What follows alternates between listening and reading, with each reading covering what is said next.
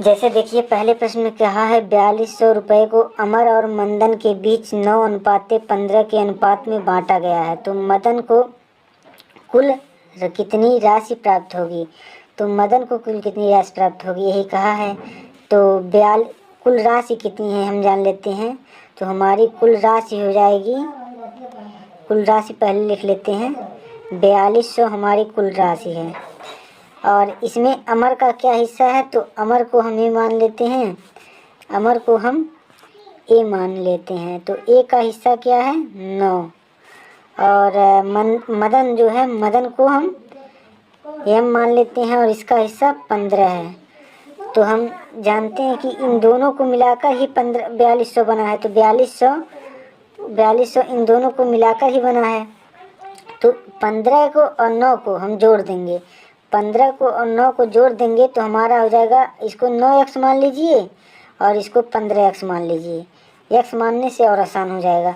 तो 15 में से 9 जब जोड़ देंगे तो हमारा हो जाएगा 15 9 24x, टोटल हो जाएगा 24x, और 24x बराबर आपका हो जाएगा टोटल राशि 4200। मतलब हमने जैसे इन दोनों की राशि है तो हमें एक राशि ज्ञात करनी है मदन की। तो मदन की राशि ज्ञात करने के लिए पहले हम इनको जोड़ देंगे। तो जोड़ दिए हम इनको, तो हम इनको काट देंगे। x बराबर हमारा हो जाएगा यहाँ 4200/24। तो 4200/24 हो जाएगा x बराबर। तो 8 से हम 6 से काटेंगे, 6 चौका 24 होगा और 6 सत्ते 42 होगा। तो हमारा 700 हो गया, बच गया। फिर 4 से काटेंगे तो 4 एकन्नम 4 और हासिल बचा 3, 4 सत्ते 28, 4 पच्चीस 20, यानी कि 175 हमारा आ गया। और 175 याद रखिएगा, 175 x बराबर हमारा आया है 175। इतना आप याद रखिएगा, x बराबर 175 आया है, यह याद रखिएगा, x बराबर 175 आया है। इतना याद रखिएगा, x बराबर 175 आया है। आइए आगे समझते हैं। यह आप याद रखिएगा कि x बराबर 175 आया हुआ है। तो हमारा x बराबर 175 आया था यहाँ पर। तो x बराबर 175 आया था और मदन की राशि हमें ज्ञात करनी है। और मदन की राशि कितनी थी, तो मदन की राशि हमारा थी 15x। 15x मदन की राशि, तो x बराबर 175, तो 15x बराबर कितना होगा, तो 15 का इसमें गुणा कर देंगे, 15 का हम इसमें गुणा कर देंगे। 15 का गुणा करेंगे तो हमारा कितना आ जाएगा, 15 पच्चीस 75, 15 सत्ते 105, 105 में 7 जुड़ जाएगा 12, 112 हो जाएगा। फिर हासिल लगा 11,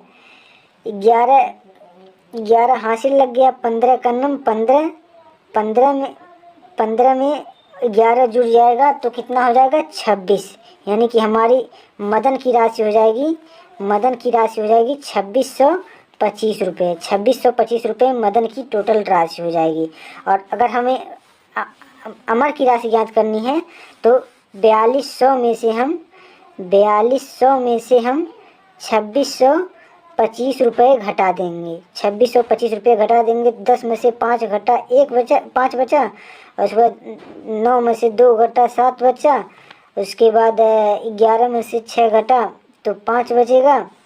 उसके बाद 3 में से 2 घटेगा तो 1 बचेगा, यानी कि 1575 रुपये अमर को 1575 रुपये मिलेंगे। लेकिन हमसे केवल मदन की राशि पूछा है, तो हम मदन की राशि 2625 रुपया इसका सही जवाब होगा। नेक्स्ट क्वेश्चन देख लेते हैं, दूसरा प्रश्न। अनुपात समानुपात के क्वेश्चन ऐसे ही बहुत आसान होते हैं। नेक्स्ट क्वेश्चन है, रमेश और चांदनी वार्षिक परीक्षा में 4:7 के अनुपात में अंक प्राप्त करते हैं। यदि दोनों के अर्जित अंकों का कुल अंक 1430 हो तो रमेश ने कुल कितने अंक प्राप्त किए। रमेश का अंक पूछा है तो रमेश पहला है, यानी कि 4 का मान हमसे पूछा है। हम सीधे, अब अगर आपको सीधे करना है तो आप जानिए कि लेकिन आप छोटी कक्षा के विद्यार्थी हैं तो आपको सीधे करना नहीं आता होगा, तो हम x मानकर ही लगाएंगे।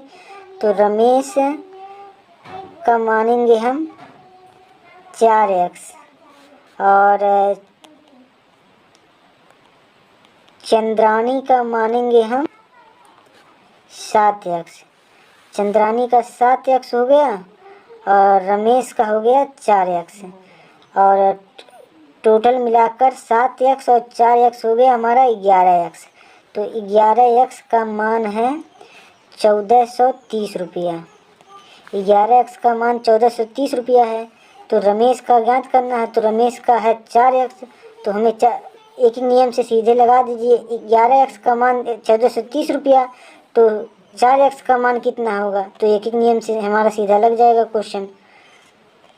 11x नीचे चला आएगा, x से x कट जाएगा, 11 91 11, 11 तिया 33, 11 जुराइन 0 और 4 से गुणा हो जाएगा, तो 4 से गुणा होगा 4 जुना 0, 4 तिया 12, 4 91 4, 1 5, यानी कि 520 हमारा राइट आंसर होगा। यानी कि रमेश ने परीक्षा में 520 अंक प्राप्त किए। रमेश ने परीक्षा में 520 अंक प्राप्त किए। यदि आपको चंद्रानी के अंक ज्ञात करने हैं तो 520 1430 में से 520 आप घटा सकते हैं, चंद्रानी के अंक ज्ञात हो जाएंगे। तो 1430 में से 520 घटा दीजिए, तो 0 में से 0 घटेगा, 0 बचेगा, 1 बचेगा, 3 में से 2 घटेगा और उसके बाद 14 में से 5 घटेगा, 9 बचेगा, यानी कि 910 चंद्रानी के अंक थे। चंद्रानी ने 910 अंक प्राप्त किए, रमेश ने 520 अंक प्राप्त किए। नेक्स्ट क्वेश्चन देख लेते हैं कैसा है।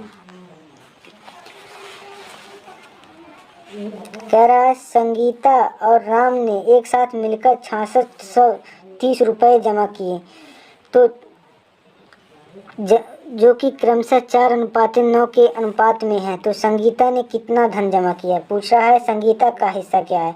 तो हम देख रहे हैं टोटल हिस्सा हमारा है, कुल हिस्सा है हमारा 6630 रुपया। 6630 रुपया कुल हिस्सा है। इनमें से संगीता का हिस्सा कितना है, संगीता का होगा 4x, और राम का कितना है, तो राम का होगा 9x। संगीता का 4x हो गया और राम का 9x हो गया। संगीता का 4x एक बार मिट गया था और राम का होगा 9x,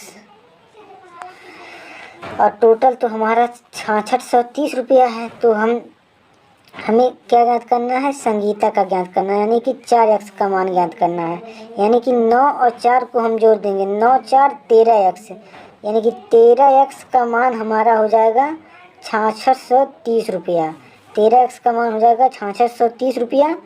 और हमें संगीता का ज्ञात करना है, तो हमें 4x का मान ज्ञात करना है। तो हम डायरेक्ट कर देंगे 4x का मान, तो 13x नीचे आ जाएगा। एक नियम से, एक नियम अगर आप पढ़े होंगे तुरंत लगा देंगे।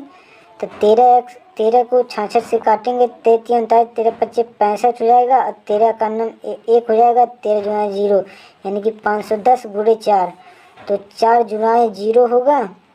उसके बाद 4 का नाम 4, 4 25 20, यानी कि 2040 रुपये हमारा हो जाएगा संगीता का धन पूछेगा, तो संगीता का धन हो जाएगा 2040 रुपये, संगीता का धन था। यदि हमसे पूछेगा कि राम का कितना धन था, तो 6630 में से 2040 घटा देंगे, तो हमारा राम का धन आ जाएगा। अनुपात समानुपात को करने के कई तरीके होते हैं। नेक्स्ट क्वेश्चन है, रमेश और जयचंद ने किसी व्यापार में 9:11 के अनुपात में निवेश किया। यदि उद्योगों द्वारा कुल पूंजी 3240 रुपये हो, तो उनमें जयचंद का हिस्सा रमेश के हिस्से से कितना अधिक है। कह रहा जयचंद का हिस्सा रमेश के हिस्से से कितना अधिक है। हमारी कुल पूंजी कितना दिया है, कुल पूंजी दिया है 3240 रुपये। हमारी कुल पूंजी दिया है 3240 रुपये, और जिसमें रमेश का दिया है 9x, और जयचंद का दिया है 11x। अब हमें क्या ज्ञात करना है, जयचंद का हिस्सा रमेश के हिस्से से कितना अधिक है। तो जयचंद का हिस्सा 11x है, रमेश का हिस्सा 9x है, तो हम यहीं से घटा लेंगे। 11x में से 9x घटेगा 2x, 2x अधिक है तो 2x का मान हमें ज्ञात करना है, इसी का मान हमें ज्ञात करना है। तो इसका मान ज्ञात करने के लिए सबसे पहले हम कुल पूंजी तो 9x और 11x को जोड़ देंगे। 11x और 9x का हमारा 20x, तो हमारा 20x का मान होगा 3240 रुपये। 3240 रुपये 20x का मान होगा। 0 से 0 कट जाएगा, 2 51 में 2, 2 छक्का 12, 2 दूना 4, यानी कि x का मान हमारा आ जाएगा 162। और तो 2x का मान हमें ज्ञात करना है, x का मान 162, तो 2x का मान 2 का गुणा हो जाएगा। 2 दूना 4, 2 छक्का 12, 2 51 में 2, 1 3, यानी कि जयचंद का हिस्सा रमेश के हिस्से से 324 रुपया अधिक है। 324 रुपया जयचंद का हिस्सा अधिक है रमेश के हिस्से से। उम्मीद करते हैं क्वेश्चन समझ में आया होगा, और यदि नहीं समझ में आया है तो फिर से वीडियो को देख सकते हैं, क्योंकि इस क्वेश्चन को बार बार समझकर लगा सकते हैं अगर नहीं समझ में आया होगा। नेक्स्ट क्वेश्चन देख लेते हैं। 5वां क्वेश्चन कहा है, एक न्यायालय के निर्णयानुसार 4500 रुपये को ABC में बांटा जाना है। यह धनराशि क्रमशः 4:3:2 के अनुपात में बांटा जाना है। A तथा C के हिस्सों में क्या अंतर है। कह रहा है A तथा C के हिस्सों में क्या अंतर है। तो हम ABC का हिस्सा पहले देख लेते हैं, लिख लेते हैं। A का हिस्सा, B का हिस्सा और C का हिस्सा। A का हिस्सा हमारा हो गया 4, और B का हिस्सा 3 और C का हिस्सा 2 हो गया। तो A और C के हिस्सों के बीच अंतर, हमें A और C के हिस्सों के बीच अंतर निकालना है। तो हम 4 में से 2 को घटाएंगे, हमारा 2 का मान ज्ञात करना है हमें, यानी कि हमें 2x का मान ज्ञात करना है। इन सभी को x मान लें तो हमें 2x का मान ज्ञात करना है, इसी का मान ज्ञात करना है। इसी का मान ज्ञात करने के लिए अभी हम तीनों को पहले जोड़ लेंगे, तो उसके बाद तीनों को जोड़कर 4500 के बराबर रख लेंगे। तो 4 3 7 2 9, 9x बराबर 4500, 9x बराबर 4500। तो x बराबर हमारा कितना हो जाएगा, 9 × 5 = 45, यानी कि x बराबर हमारा हो जाएगा 500। x बराबर 500 हो जाएगा। तो हमारा 2x बराबर कितना होगा, तो 2 से गुणा हो जाएगा, तो 5 दूना 10, यानी कि 1000 रुपये। 1000 रुपये, यानी कि A तथा C के हिस्सों में अंतर 1000 रुपये है। 1000 रुपये A तथा C के हिस्सों में अंतर है, यानी कि A - C बराबर 1000 रुपये। उम्मीद करते हैं यह क्वेश्चन भी आपको बहुत अच्छे तरीके से समझ में आ रहा होगा। नेक्स्ट क्वेश्चन है, कह रहा कि गोपाल की आय तथा व्यय का अनुपात 5:4 है। यदि कुल खर्च से 800 रुपये अधिक हो तब आय और व्यय की राशि ज्ञात कीजिए। तो हम पहले आय लिख लेते हैं। तो आय का मान कितना है, आय का मान लिख लेते हैं 5x, और व्यय का मान यानी कि खर्च का मान, व्यय खर्च को कहते हैं, तो खर्च का मान होगा 4x। 5x 4x हो गया।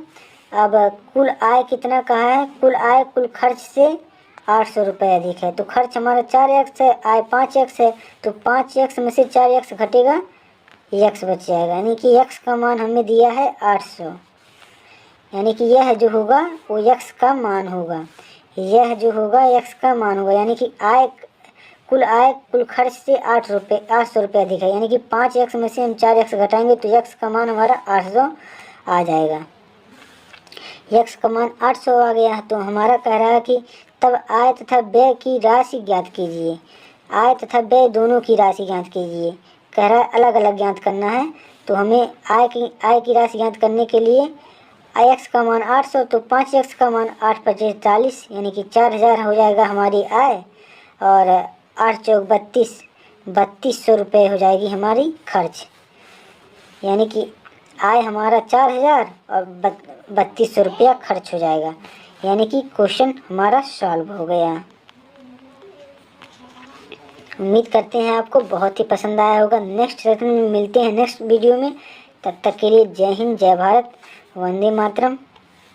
आपका दिन शुभ। देखिए पहला प्रश्न है, कह रहा है कि ए किसी कार्य को 10 दिनों में तथा बी किसी कार्य को उसी कार्य को 15 दिनों में कर सकता है। तो ए और बी की कार्यक्षमता हमें ज्ञात कर लेनी है। सबसे पहले कार्यक्षमता हम पहले कैसे ज्ञात करेंगे, तो ए का लिखेंगे हम, ए को 10 दिनों में, और बी को हम बी को उसके बाद लिखेंगे 15 दिनों में। ए किसी कार्य को 10 दिनों में कर सकता है और बी किसी कार्य को 15 दिनों में कर सकता है। जैसे जैसे हम कर रहे हैं वैसे वैसे आप कीजिए, बस हमारी बातों को ध्यान दीजिए। और हम इसके बाद क्या करेंगे, इसके बाद हम दोनों की कार्यक्षमता निकालने के लिए हम दोनों का एलसीएम लेंगे, यानी कि 10 और 15 का एलसीएम लेते हैं। 10 और 15 का एलसीएम लेते हैं और एलसीएम यहाँ पर लिख देंगे। तो एलसीएम इनका 10 और 15 का कितना होगा, 10 और 15 का एलसीएम होगा, यानी कि लघुत्तम समापवर्तक होगा 30 इनका एलसीएम होगा 10 और 15 का। तो 30 को 10 से विभाजित करते हैं तो 10 तिया 30 आता है। तो हमारा 10 के सामने लिख देते हैं 3। 30 को 15 से विभाजित करते हैं तो 15 दूना 30 आता है, तो 2 आता है। यानी कि बी की कार्यक्षमता 2 हो गई और ए की कार्यक्षमता 3 हो गई। तो हमें दोनों की कह रहा है कि दोनों मिलकर अगर उसी कार्य को करेंगे तो कितना समय लगेगा, यानी कि कितने दिनों में कर लेंगे। तो हम 3 और 2 को जोड़ देंगे, 3 और 2 को जोड़ देंगे तो 3 और 2 5 हो जाएगा, और 30 जो पूरा काम है तो उसको हम भाग दे देंगे, पूरे काम से भाग दे देंगे। तो 5 छक्का 30, तो हमारा सही उत्तर आ जाएगा 6 दिन। तो दोनों अगर काम करेंगे तो 6 दिनों में कार्य को समाप्त कर देंगे। तो सही उत्तर हमारा आ जाएगा 6 दिन। आप वीडियो को पूरा देख लीजिए, आपको पूरा समझ में आ जाएगा। अगर समझ में नहीं आ रहा होगा तो आप दोबारा वीडियो को पॉज कर देख सकते हैं। उम्मीद है आपको यह प्रश्न बहुत अच्छी तरीके से समझ में आ गया होगा। ऐसे ही हम नेक्स्ट क्वेश्चन करते हैं। नेक्स्ट क्वेश्चन है,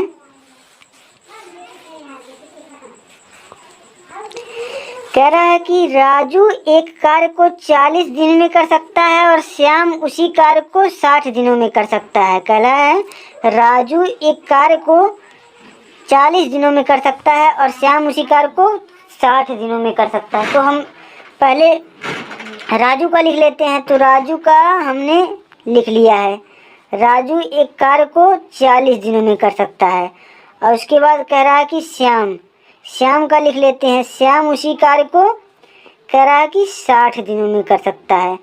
तो श्याम और राजू का दोनों का लिख लिए। और उसके बाद हमें क्या करना है, दोनों कह रहा है कि दोनों मिलकर उस कार्य को कितने दिनों में समाप्त करेंगे। तो दोनों का एलसीएम निकाल लेंगे। 40 और 60 का एलसीएम कितना होगा, 40 और 60 का एलसीएम होता है 120। एलसीएम आप निकाल सकते हैं। तो हमें आता है, हम 40 और 60 का एलसीएम निकाल दिए। 40 और 60 का एलसीएम 120 होगा। तो 120 को पहले 40 से विभाजित करेंगे तो 3 आएगा हमारा, यानी कि राजू की कार्यक्षमता 3 हो जाएगी। और उसके बाद 120 को 60 से विभाजित करेंगे पुनः, तो 60 दूना 120, यानी कि 2 आ जाएगा हमारा। श्याम की कार्यक्षमता 2 हो जाएगी। तो राजू और श्याम की दोनों की कार्यक्षमता हमें ज्ञात हो गई। और जब दोनों की कार्यक्षमता हमें ज्ञात हो गई तो हमें कह रहा है कि दोनों मिलकर उस कार्य को कितने दिनों में कर सकते हैं। तो कार्य हमारा है 120, कार्य टोटल है 120। तो 120 में हम दोनों की कार्यक्षमता से भाग दे देंगे। 120 में हम दोनों की कार्यक्षमता 3 और 2 5 से भाग दे देंगे। तो 5 से भाग देंगे, 5 दूना 10 और उसके बाद 2 हासिल हो जाएगा, 5 चौका 20, यानी कि हमारा आंसर हो जाएगा 24 दिनों में अगर दोनों कार्य करेंगे तो हमारा वो कार्य संपन्न हो जाएगा। चलिए नेक्स्ट क्वेश्चन देखते हैं। उम्मीद करते हैं आपको बहुत ही अच्छी तरीके से समझ में आ रहा होगा। नेक्स्ट क्वेश्चन देखते हैं। कह रहा कि ए किसी कार्य को 4 दिनों में समाप्त करता है और बी उसी कार्य को 5 दिनों में समाप्त कर सकता है। और आगे कह रहा है कि सी उसी कार्य को 10 दिनों में समाप्त करता है। अब की 3 लोग हैं, वही काम करना है लेकिन अब की 3 लोग हैं, तो कह रहा है कि तीनों एक साथ मिलकर कार्य करें तो वह कार्य कितने दिनों में समाप्त होगा। तो हम लगा लेते हैं मेथड। तो 4 और 5 और 10 का एलसीएम आप निकाल लीजिए। 4 और 5 और 10 का एलसीएम आप जानते हैं कि 20 होता है। इनका लघुत्तम निकाल लीजिएगा, लघुत्तम होता है 20। और जब 20 हमारा लघुत्तम निकल गया तो 4 के सामने 4 पच्चीस 20, यानी कि हमारा 5 आ गया। इसका मतलब एक ही कार्य क्षमता 5 आ गई। और उसके बाद 5 चौका 20, यानी कि बी की कार्य क्षमता हमारी 4 आ गई। और सी का आएगा 10 दूना 20, यानी कि सी का आ गया हमारा 2 और बी का 4, यानी कि हमारा आ गया। अब हम तीनों मिलकर कह रहा है कि एक दिन में तीनों मिलकर अगर कार्य करें तो कार्य कितने दिनों में समाप्त करता है। वैसे हम जब पूरा कार्य हमारा 20 है, 20 टोटल जब कार्य है, टोटल कार्य 20 है, तो 20 में हम 5 4 9 और 2 11, 11 से हम भाग दे देंगे। जब 11 से हम भाग दे देंगे तो हमारा उत्तर आ जाएगा 11 का 11 और 9 हासिल हो जाएगा। और उसके बाद 11 नीचे हो जाएगा, यानी कि 1 सही 9/11 हमारा उत्तर आ जाएगा। 1 सही 9/11, 1 सही 9/11 दिन में अगर तीनों कार्य कर रहे हैं तो हमारा कार्य समाप्त हो जाएगा। 1 सही 9/11। उम्मीद करते हैं आपको बहुत ही अच्छी तरीके से समझ में आ रहा होगा। थोड़ा बाहर शोरगुल हो रहा है,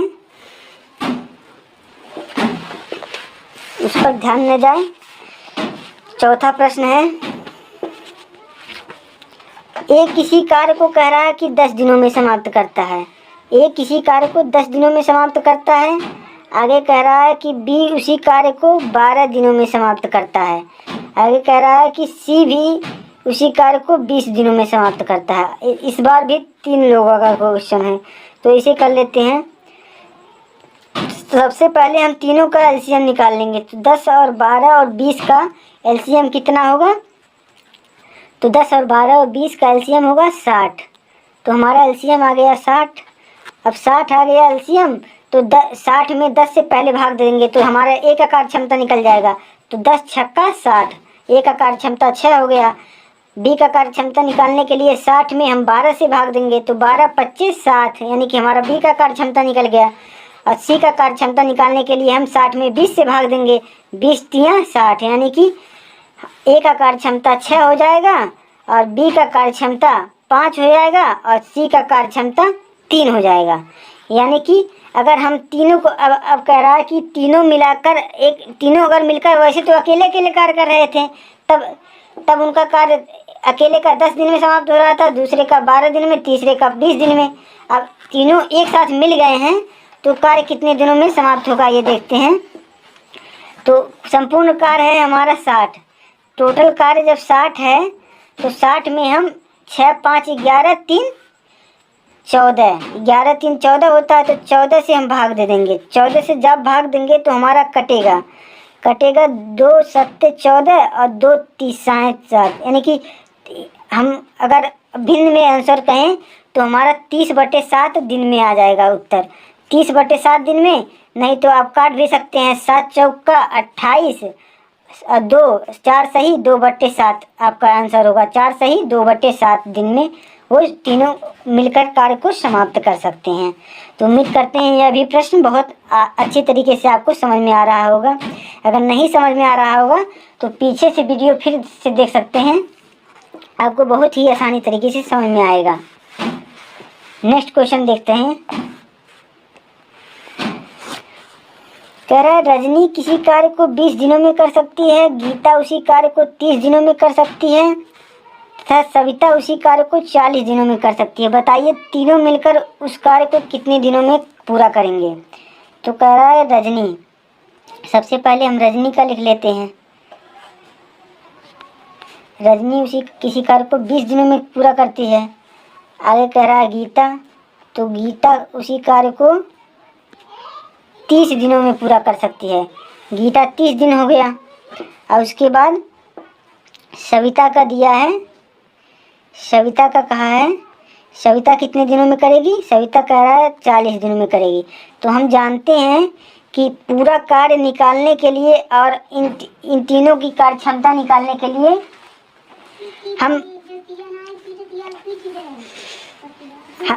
हम तीनों का पूरा कार्य निकालने के लिए हम तीनों का एलसीएम लेंगे। तो 20 और 30 और 40 का एलसीएम लेंगे। 20 और 30 और 40 का एलसीएम होगा हमारा 120।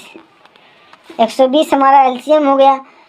ये तो पूरा कार्य हमारा अब निकल गया। अब पूरा कार्य तो हमारा निकल गया। अब हम तीनों की अलग अलग कार्य क्षमता निकाल लेंगे। 20 काटा अगर रजनी की हम निकालेंगे तो हमें 120 में 20 से भाग देना होगा। 20 छक्का 120, यानी कि 6 कार्य क्षमता हो गई रजनी की। गीता की निकालने के लिए 3 चौका 12, यानी कि 4 हो गई गीता की।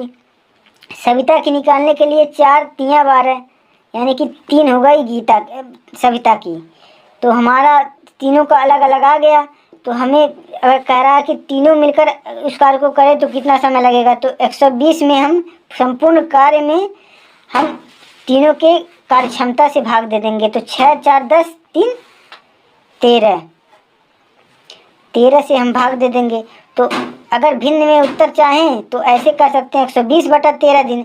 लेकिन हमें अगर और शार्ट करना चाहें तो 13 में 120 का भाग दें, 120 में 13 का भाग दे देंगे। 120 में जब 13 का आप भाग दे देंगे तो आपका आ जाएगा 9 सही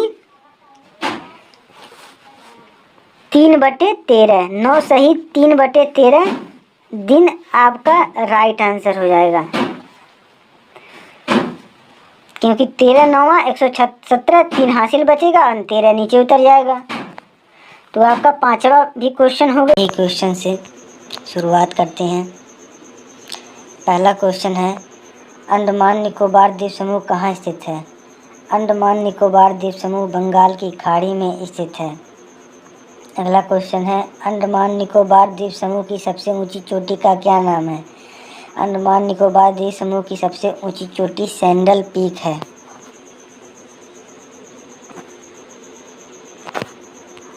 तीसरा क्वेश्चन है, अरब सागर में स्थित भारतीय द्वीपों की मुख्य विशेषता क्या है? सभी द्वीप प्रवाल उद्गम के हैं, यही उनकी मुख्य विशेषता है। चौथा प्रश्न है, अरावली पर्वत श्रेणी का सर्वोच्च शिखर कहलाता है। अरावली पर्वत श्रेणी का सर्वोच्च शिखर गुरु शिखर के नाम से जाना जाता है।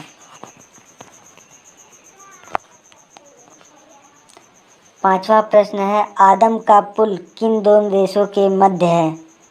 आदम का पुल भारत और श्रीलंका के मध्य स्थित है।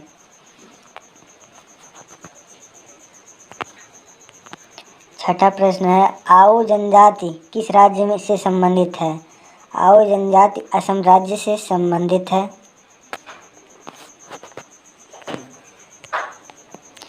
सातवां प्रश्न है, इंदिरा गांधी राष्ट्रीय उद्यान अकादमी कहाँ है? इंदिरा गांधी राष्ट्रीय उद्यान अकादमी फुर्सतगंज में, जो कि उत्तर प्रदेश में स्थित है।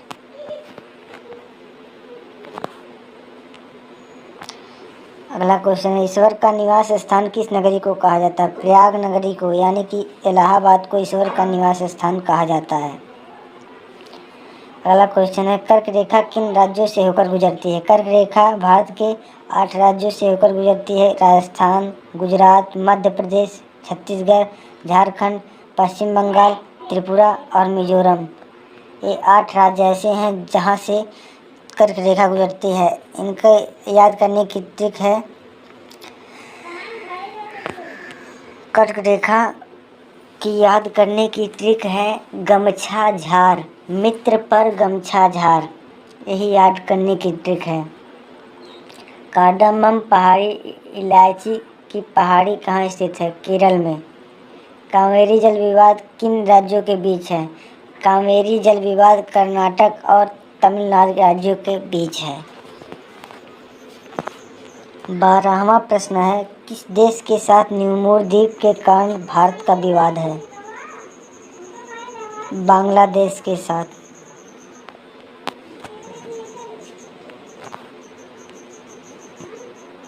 13वां प्रश्न है, किस नदी को बिहार का शोक कहा जाता है? कोसी नदी को बिहार का शोक कहा जाता है।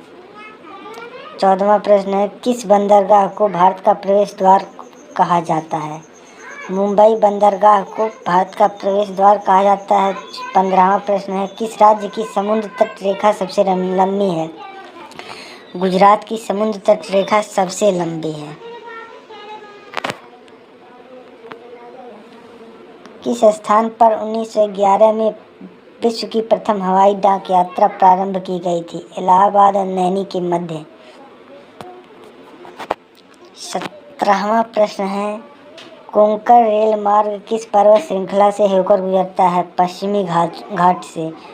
अगला प्रश्न है, कोया जनजाति किस राज्य से संबंधित है? कोया जनजाति आंध्र प्रदेश से संबंधित है।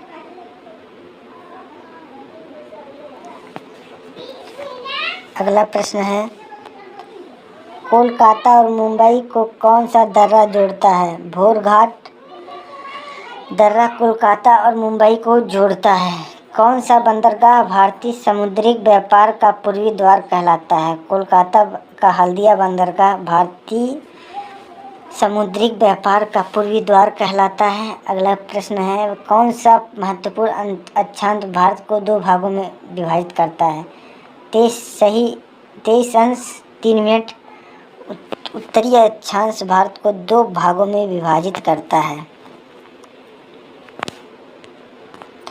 अगला प्रश्न है, कौन सी नदी को बंगाल का शोक कहा जाता है? दामोदर नदी को बंगाल का शोक कहा जाता है। कौन सी नदी भ्रंश द्रोणी से होकर गुजरती है? भ्रंश द्रोणी से होकर गुजरने वाली नदी नर्मदा नदी है।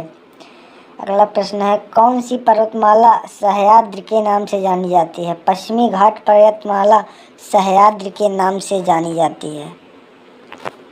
अगला प्रश्न है, क्षेत्रफल के अनुसार सबसे बड़ा जिला कौन सा है? कच्छ, जो कि गुजरात में स्थित है, क्षेत्रफल के अनुसार सबसे बड़ा जिला है। अगला प्रश्न है, क्षेत्रफल की दृष्टि से भारत का विश्व में कौन सा स्थान है? क्षेत्रफल की दृष्टि से भारत का विश्व में 7वां स्थान है। अगला प्रश्न है, क्षेत्रफल की दृष्टि से भारत के 3 सबसे बड़े राज्यों का क्रम है। सबसे बड़ा राजस्थान है, उसके बाद मध्य प्रदेश, उसके बाद महाराष्ट्र है और चौथे नंबर पर उत्तर प्रदेश अपना आता है।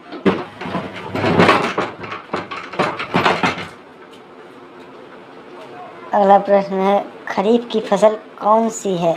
ज्वार, बाजरा, मक्का, चावल और तिल, ये चारों खरीफ की फसलें हैं। अगला प्रश्न है, खारे पानी की सबसे बड़ी झील कौन सी है? खारे पानी की सबसे बड़ी झील सांभर झील है, जो कि राजस्थान में स्थित है। गंगा एवं ब्रह्मपुत्र की संयुक्त जलधारा को क्या कहा जाता है? मेघना। मेघना की गंगा और ब्रह्मपुत्र की संयुक्त जलधारा को कहा जाता है। अगला सवाल है, गंगा नदी का उद्गम स्थल कौन सा है? गंगा नदी का उद्गम स्थल गंगोत्री उत्तराखंड है। गुजरात व महाराष्ट्र नया राज्य कब बने? 1 मई 1960 को गुजरात और महाराष्ट्र नया राष्ट्र बने थे। गोवा राज्य का गठन कब हुआ? गोवा राज्य का गठन 30 मई 1987 को हुआ था। चकमा व हलमात किस राज्य की जनजातियां हैं? त्रिपुरा की जनजातियां हैं। छत्तीसगढ़ राज्य का गठन कब हुआ था? 1 नवंबर 2000 को छत्तीसगढ़ का राज्य का गठन हुआ था। अगला प्रश्न है, जनसंख्या की दृष्टि से भारत का विश्व में कौन सा स्थान है? जनसंख्या की दृष्टि से भारत का विश्व में दूसरा स्थान है। जम्मू कश्मीर का वह हिस्सा जो चीन के अधिकार में है क्या कहलाता है? अक्साई चीन। अक्साई चीन के नाम से जाना जाता है। जायद की फसल कौन सी है? खरबूजा, खीरा, ककड़ी आदि जायद की फसल हैं। जावर की खान किस खनिज के लिए प्रसिद्ध है? जस्ता उत्पादन के लिए जावर की खान प्रसिद्ध है। जोजिला दर्रा किस राज्य में है? जम्मू कश्मीर में जोजिला दर्रा है। अगला प्रश्न है, झारखंड राज्य का निर्माण कब हुआ? झारखंड राज्य का निर्माण 15 नवंबर 2000 ईस्वी को हुआ था। 15 नवंबर 2000 को झारखंड का राज्य का निर्माण हुआ था। अगला प्रश्न है, टिहरी बांध किन दो नदियों के संगम पर है? भागीरथी और भिलांगना नदी के संगम पर टिहरी बांध है अवस्थित है। अगला प्रश्न है, टोडा जनजाति कहाँ पाई जाती है? नीलगिरी पहाड़ियों में टोडा जनजाति पाई जाती है। अगला प्रश्न है, डूरंड रेखा जो भारत और पाकिस्तान के बीच में है वह निर्धारित की गई थी 1896 ईस्वी में।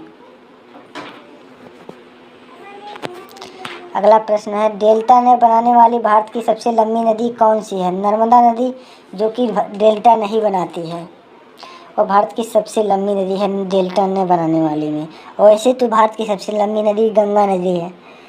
डॉल्फिन नोज नामक चट्टान के पीछे कौन सा बंदरगाह है? विशाखापट्टनम आंध्र प्रदेश में स्थित है, और बंदरगाह डॉल्फिन नोज के पीछे है। अगला प्रश्न है, तेलंगाना राज्य कब बना? तेलंगाना राज्य 2 जून 2014 को बना। अगला प्रश्न है, दक्कन का पठार किन राज्यों में स्थित है? दक्कन का पठार महाराष्ट्र, मध्य प्रदेश, गुजरात, कर्नाटक, आंध्र प्रदेश में स्थित है। अगला प्रश्न है, दक्षिण भारत की गंगा किस नदी को कहा जाता है? कावेरी नदी को, और कहीं कहीं गोदावरी नदी को भी दक्षिण भारत की गंगा या बूढ़ी गंगा के नाम से जाना जाता है। कावेरी या गोदावरी, लेकिन ऑप्शन में अगर कावेरी और गोदावरी अगर दोनों दिया रहेगा तो आप गोदावरी को टिक करेंगे। अगला प्रश्न है, दक्षिण भारत की सबसे ऊंची चोटी कौन सी है? अनाईमुडी दक्षिण भारत की सबसे ऊंची चोटी है। अगला प्रश्न है, दक्षिण गंगा किसे कहा जाता है? गोदावरी नदी को दक्षिण गंगा के नाम से जाना जाता है। अगला प्रश्न है, दक्षिण भारत के पठारी प्रदेशों को कौन सी नदी 2 भागों में विभाजित करती है? नर्मदा नदी दक्षिण भारत के पठारी प्रदेशों को विभाजित करने वाली नदी है। अगला प्रश्न है, दलदली एवं ज्वार भाटा वाले क्षेत्रों में पाए जाने वाले वनों को क्या कहा जाता है? मैंग्रोव वन उनको कहा जाता है। अगला प्रश्न है, दूध के उत्पादन में विश्व में भारत का कौन सा स्थान है? दूध के उत्पादन में भारत प्रथम स्थान पर है। अगला प्रश्न है, दुनिया में सबसे अधिक ऊंचाई पर स्थित युद्ध स्थल कौन सा है? सियाचिन ग्लेशियर दुनिया में सबसे अधिक ऊंचाई पर स्थित स्थल है। 56वां प्रश्न है, देश का पहला लौह इस्पात कारखाना कब और कहां पर बना? 1875 ईस्वी में कुल्टी, पश्चिम बंगाल में देश का पहला लौह इस्पात कारखाना बना था। अगला प्रश्न है, द्वितीय योजना काल में लगाए गए 3 नए कारखानों का कौन से, यानी कि द्वितीय पंचवर्षीय योजना में भिलाई, दुर्गापुर और राउरकेला ये 3 कारखाने लगाए गए थे। नकदी फसल कौन सी है? नकदी फसल गन्ना, रबर, तंबर, प्याज और सूरजमुखी है। कपास, सूरजमुखी ये सभी नकदी फसलों के अंतर्गत आती हैं। अगला प्रश्न है, नर्मदा नदी जो अमरकंटक से उद्गत होती है वह किस राज्य में है? नर्मदा नदी मध्य प्रदेश में है। अगला प्रश्न है, नागालैंड राज्य का गठन कब हुआ? 1 दिसंबर 1963 को नागालैंड राज्य का गठन हुआ था। अगला प्रश्न है, नाथुला दर्रा किस राज्य में स्थित है? नाथुला दर्रा सिक्किम राज्य में स्थित है। नासिक और मुंबई को कौन सा दर्रा जोड़ता है? नासिक और मुंबई को भोरघाट दर्रा जोड़ता है।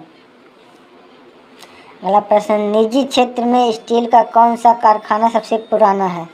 Tata iron and steel company TISCO निजी क्षेत्र में सबसे पुराना कारखाना है। 64वां प्रश्न है, नीलगिरी की पहाड़ियाँ किस राज्य में है? नीलगिरी की पहाड़ियाँ तमिलनाडु राज्य में स्थित हैं। पनियार और इरुल जनजाति किस राज्य में है?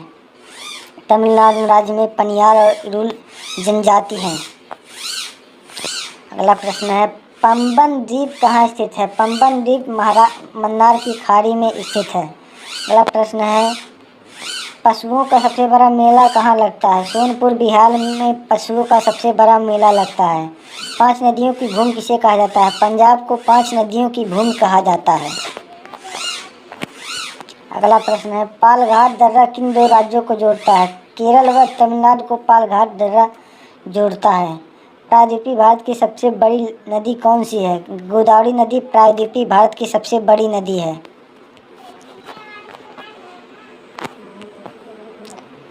ब्रली और डोडिया जनजाति किस राज्य से संबंधित है? दादरा एवं नागर हवेली से बेदरे और डोडिया जनजाति संबंधित हैं।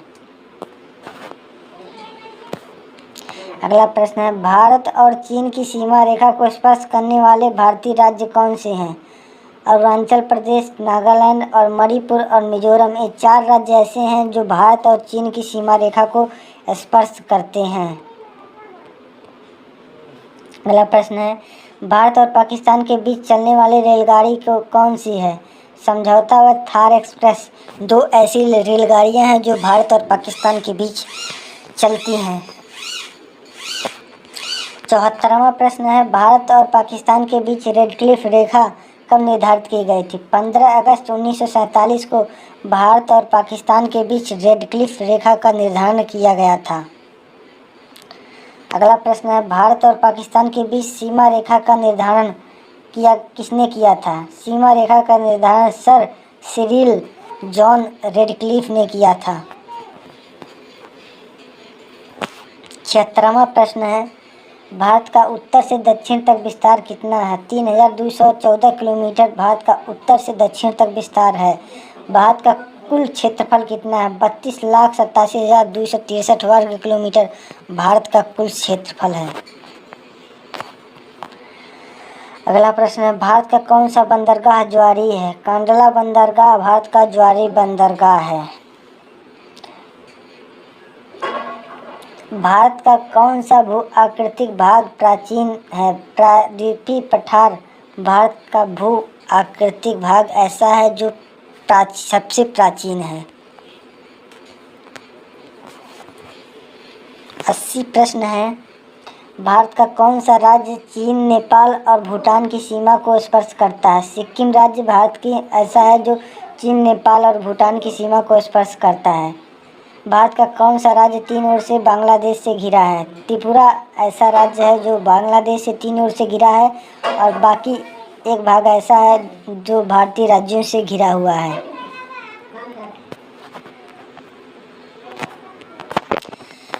बयासीवां प्रश्न है, भारत का कौन सा राज्य सबसे अधिक राज्यों की सीमाओं को स्पर्श करता है? उत्तर प्रदेश भारत की सबसे ज़्यादा सीमाओं को स्पर्श करने वाला राज्य है। भारत का क्षेत्रफल विश्व के क्षेत्रफल का कितना प्रतिशत है?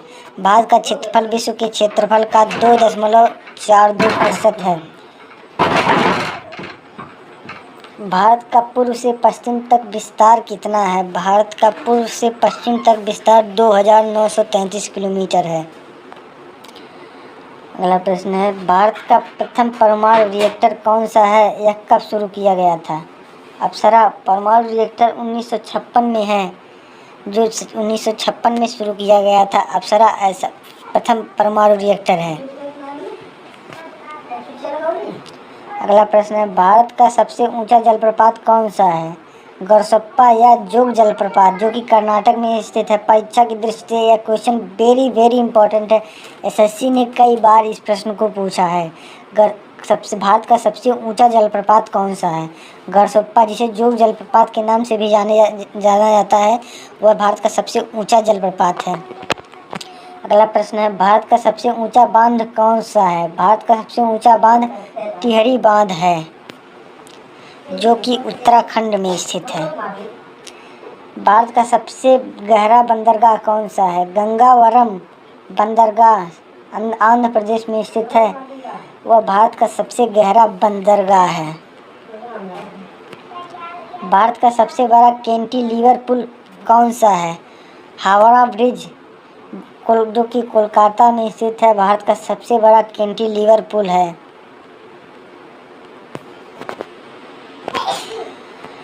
90वां प्रश्न है, भारत का सबसे बड़ा गुफा मंदिर कौन सा है और कहाँ है? एरोला औरंगाबाद में भारत का सबसे बड़ा गुफा मंदिर स्थित है। अगला प्रश्न है, भारत का सबसे बड़ा चिड़ियाघर कौन सा है? भारत का सबसे बड़ा चिड़ियाघर जूलॉजिकल गार्डन अलीपुर में स्थित है, जो भारत का सबसे बड़ा चिड़ियाघर है। अगला प्रश्न है, भारत का सबसे बड़ा द्वीप कौन सा है? मध्य ओमान अंडमान भारत का सबसे बड़ा द्वीप है। 93वां प्रश्न है, भारत का सबसे बड़ा म्यूजियम कौन सा है? भारत का सबसे बड़ा म्यूजियम इंडियन म्यूजियम, जो कि कोलकाता में स्थित है। 94वां प्रश्न है, भारत का सबसे बड़ा सार्वजनिक उपक्रम कौन सा है? भारतीय रेल जो कि भारत का सबसे बड़ा सार्वजनिक उपक्रम है।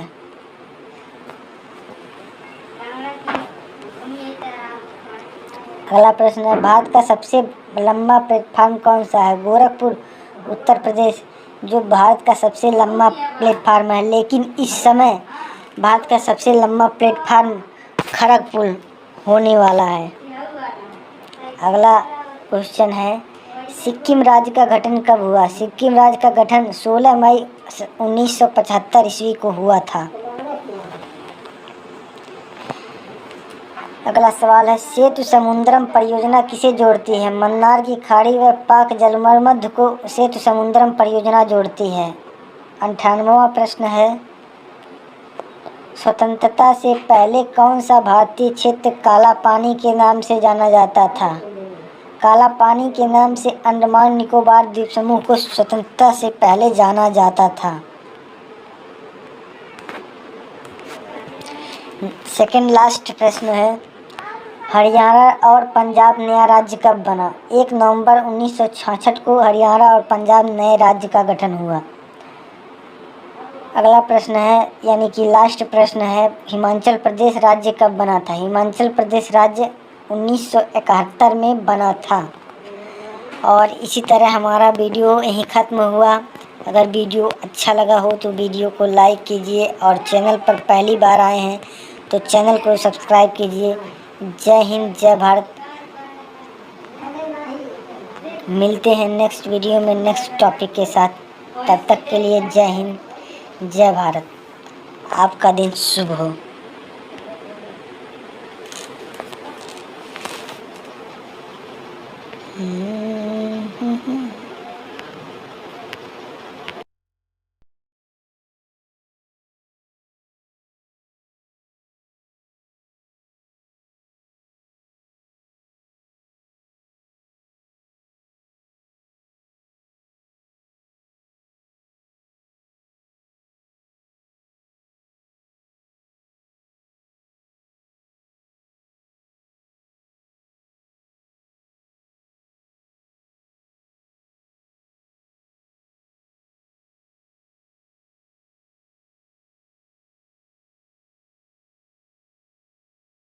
अगला प्रश्न है, कोशिका शब्द का प्रयोग सबसे पहले किसने किया था? कोशिका शब्द का प्रयोग सबसे पहले रॉबर्ट हुक ने किया था। किसने किया था कोशिका शब्द का सबसे पहले प्रयोग? रॉबर्ट हुक ने। रॉबर्ट हुक ने कोशिका शब्द का सबसे पहले प्रयोग किया था। प्रयोग इन्होंने किया था, रॉबर्ट हुक ने। अगला क्वेश्चन पूछा गया है, न्यूट्रॉन की खोज किसने की थी? न्यूट्रॉन की खोज की बात करें तो न्यूट्रॉन की खोज जेम्स चैडविक ने की थी। जेम्स चैडविक ने न्यूट्रॉन की खोज की थी। अगला प्रश्न है, गामा किरण की खोज किसने की थी? गामा किरण की खोज पॉल विलार्ड ने की थी। पॉल विलार्ड ने गामा किरण की खोज की थी।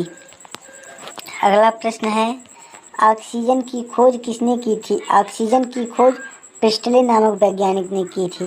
किसने की थी? प्रिस्टले नामक वैज्ञानिक ने ऑक्सीजन की खोज की थी। ऑक्सीजन की खोज प्रिस्टले नामक वैज्ञानिक ने की थी।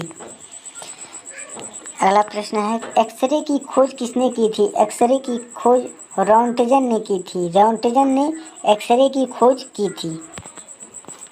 अगला प्रश्न है, परमाणु के सिद्धांत का प्रतिपादन किसने किया? परमाणु के सिद्धांत का प्रतिपादन जॉन डाल्टन ने किया था।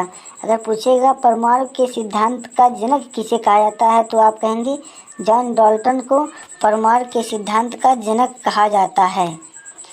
अगला प्रश्न है, बेहद ही इम्पोर्टेंट क्वेश्चन है, आप इस क्वेश्चन को अपने नोटबुक में भी नोट कर लीजिएगा। यह क्वेश्चन है, चंद्रशेखर वेंकट रमन को नोबेल पुरस्कार कब मिला? चंद्रशेखर वेंकट रमन को नोबेल पुरस्कार 1930 ईस्वी में मिला और भारत रत्न 1954 से शुरू हुआ था। और लेनिन शांति पुरस्कार भी मिला था और 1958 में इनको। और 28 फरवरी को सीवी रमन को रमन प्रभाव आविष्कार और राष्ट्रीय विज्ञान दिवस इन्हीं के जन्मदिन पर मनाया जाता है। 28 फरवरी को सीवी रमन के जन्मदिन पर राष्ट्रीय विज्ञान दिवस मनाया जाता है। अगला प्रश्न है दोस्तों, यह क्वेश्चन बहुत ही इम्पोर्टेंट है। रक्त परिवहन की खोज किसने की थी? यानी कि रक्त परिवहन की खोज, रक्त परिवहन की यानी कि रक्त परिसंचरण कहे या रक्त परिवहन कहे, दोनों एक ही बात है। और रक्त परिवहन या परिसंचरण की खोज विलियम हार्वे ने की थी। विलियम हार्वे ने रक्त परिवहन या परिसंचरण की खोज की थी।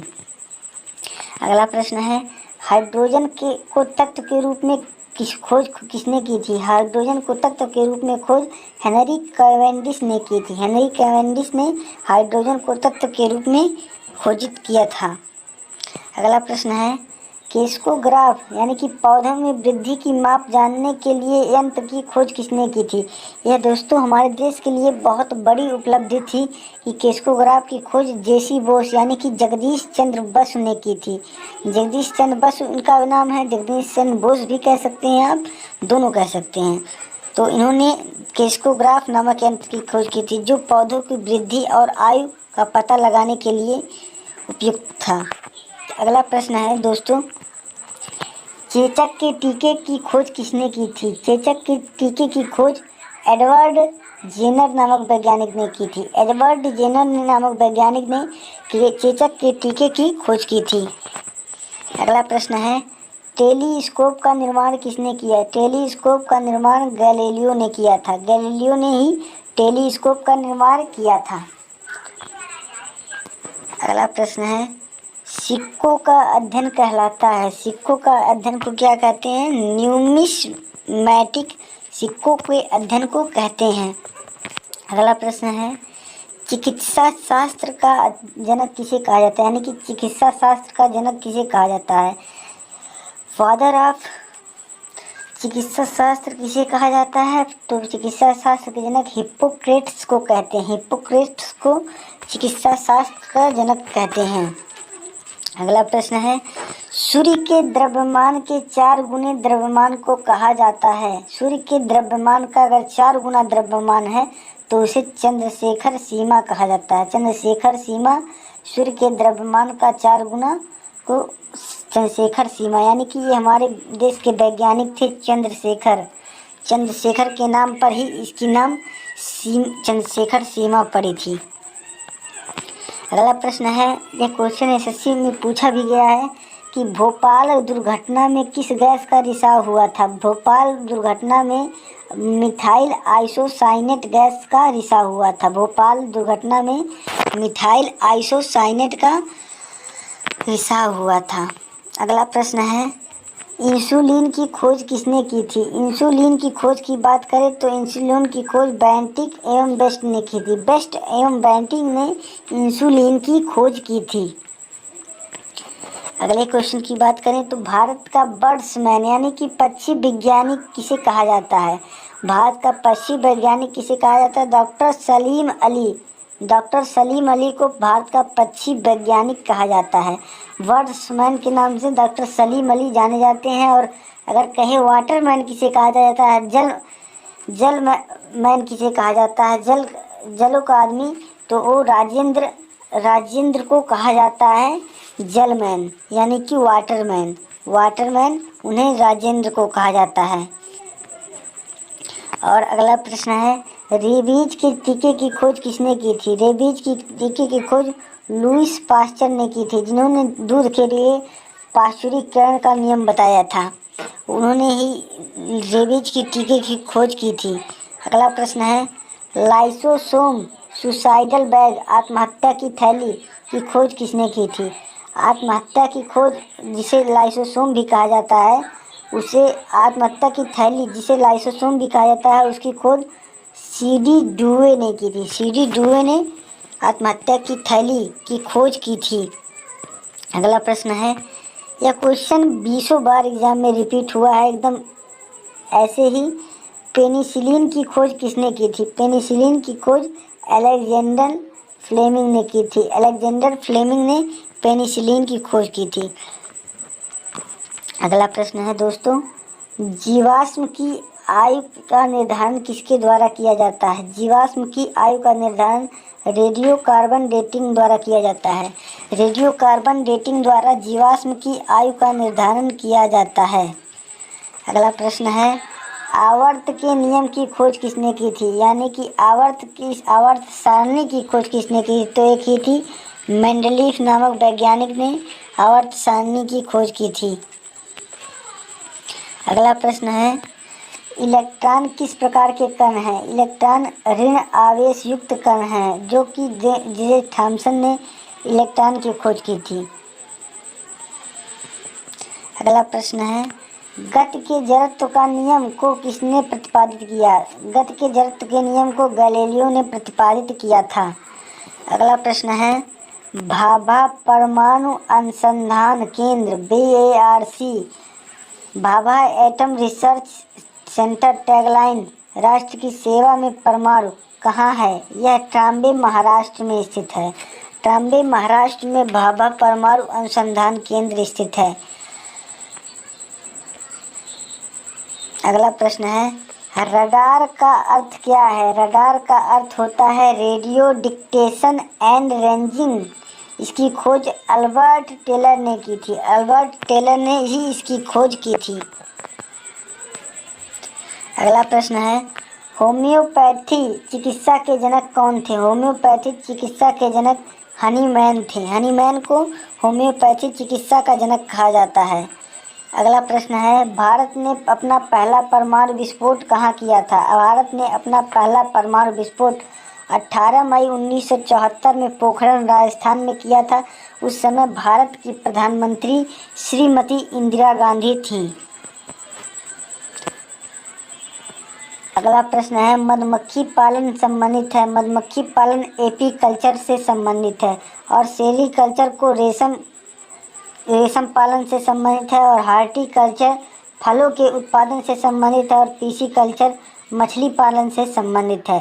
ये चारों प्रश्न आप बहुत ही याद रखिएगा, क्योंकि ये चारों प्रश्न परीक्षा की दृष्टि से वेरी इम्पोर्टेंट है। मधुमक्खी का पालन एपीकल्चर से, सेरीकल्चर से रेशम का पालन, और उसके बाद हार्टिकल्चर से फलों का और पीसीकल्चर से मत्स्य का पालन किया जाता है। अगला प्रश्न है, विटामिन ए का रासायनिक नाम क्या है? विटामिन ए का रासायनिक नाम होता है रेटिनॉल। रेटिनॉल विटामिन ए का रासायनिक नाम है। अगला प्रश्न है, लाफिंग गैस का रासायनिक नाम क्या है? लाफिंग गैस का रासायनिक नाम नाइट्रस ऑक्साइड है।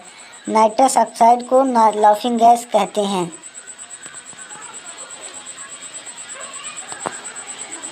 अगला प्रश्न है, भूकंप को मापने वाला यंत्र है। भूकंप को मापने वाला यंत्र सिस्मोग्राफ होता है। सिस्मोग्राफ को भूकंप का मापने वाला यंत्र होता है। अगर मतलब कुछ और पॉइंट हैं इसमें, कार्डियोग्राफ को हृदय से गति की जांच की जाती है। स्टेथोस्कोप को आवर्ती गति की कर रही वस्तुओं का वेग मापने में किया जाता है और डिक्टाफोन को बातचीत रिकॉर्ड करने तथा पुनः सुनने में उसका उपयोग होता है।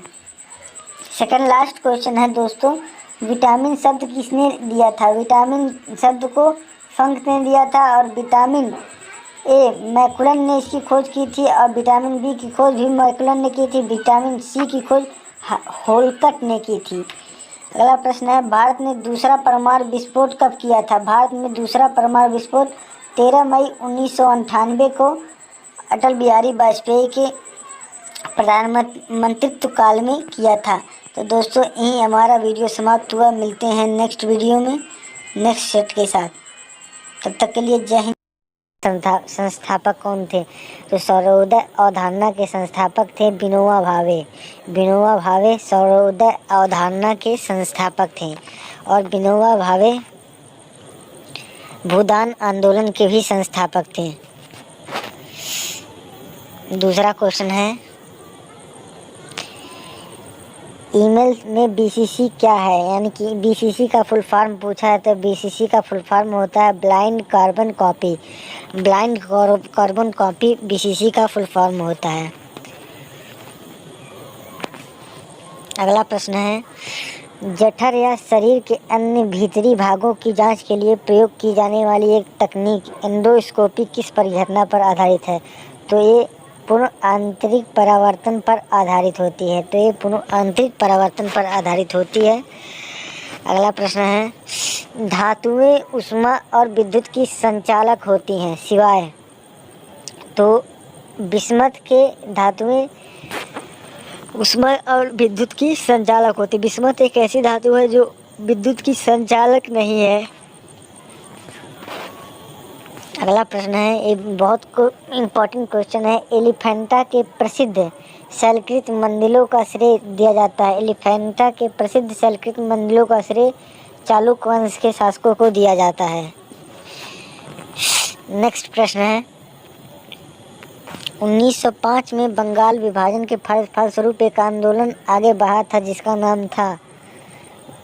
1905 में स्वदेशी आंदोलन हुआ था 1906 में।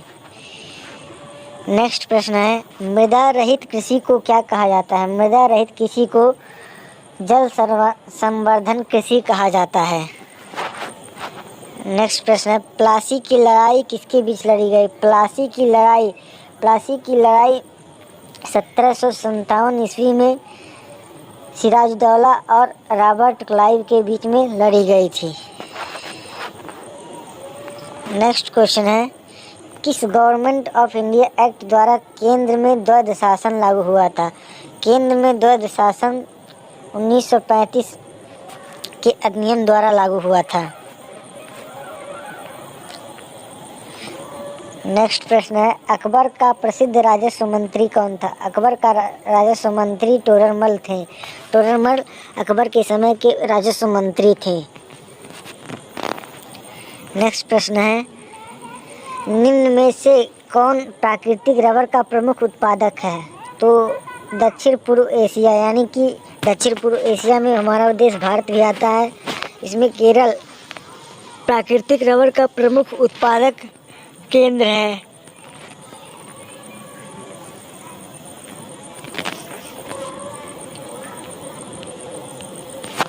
नेक्स्ट क्वेश्चन है,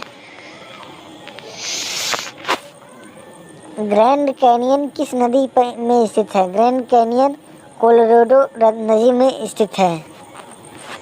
नेक्स्ट क्वेश्चन है, रजिस्टर उच्च गति स्मृति तत्व है जो स्थिर होते हैं। रजिस्टर सीपीयू में स्थिर होने वाला उच्च गति स्मृति तत्व है। यह स्मृति का माध्यम होता है। और आपको जानकारी के लिए बता दूं कि 2 क्वेश्चन अतुल माहेश्वरी परीक्षा में कंप्यूटर से भी पूछे जाते हैं। नेक्स्ट क्वेश्चन है, लोकसभा का अध्यक्ष कब तक पद पर रह सकता है? लोकसभा का अध्यक्ष तब तक पद पर रह सकता है जब तक अगली लोकसभा का गठन न हो जाए। नेक्स्ट क्वेश्चन है, भारतीय खाद्य निगम की स्थापना की गई थी। भारतीय खाद्य निगम की स्थापना अनाज प्राप्त करने, अन्न भंडारण के लिए, अन्न के आयात के लिए उपयुक्त सभी के लिए की गई थी। अगला प्रश्न है, पर्यावरण संरक्षण अधिनियम का उद्देश्य है। पर्यावरण संरक्षण अधिनियम का उद्देश्य वनों की रक्षा और वृद्धि करना, वन्य एवं वन के पशुओं में वृद्धि करना और पर्यावरण प्रदूषण को नियंत्रित करना, यानी कि उपयुक्त सभी। ऑप्शन इसका सही विकल्प होगा। अगला प्रश्न है, निम्नलिखित में से कौन सा कथन सही नहीं है? तो दूसरा कथन में से जिसमें कहा गया है खड़ी मुद्रा निकट मुद्रा को संचालन से बाहर ढकेल देती है, और बाकी तीनों कथन सही हैं। यही कथन गलत है। इस प्रकार ऑप्शन बी इसका सही जवाब हो जाएगा। नेक्स्ट क्वेश्चन है, भारतीय संविधान में शामिल नीति निर्देशक के सिद्धांतों को किस संविधान से लिया गया है? तो नीति निर्देशक तत्व आयरलैंड के संविधान से लिए गए हैं।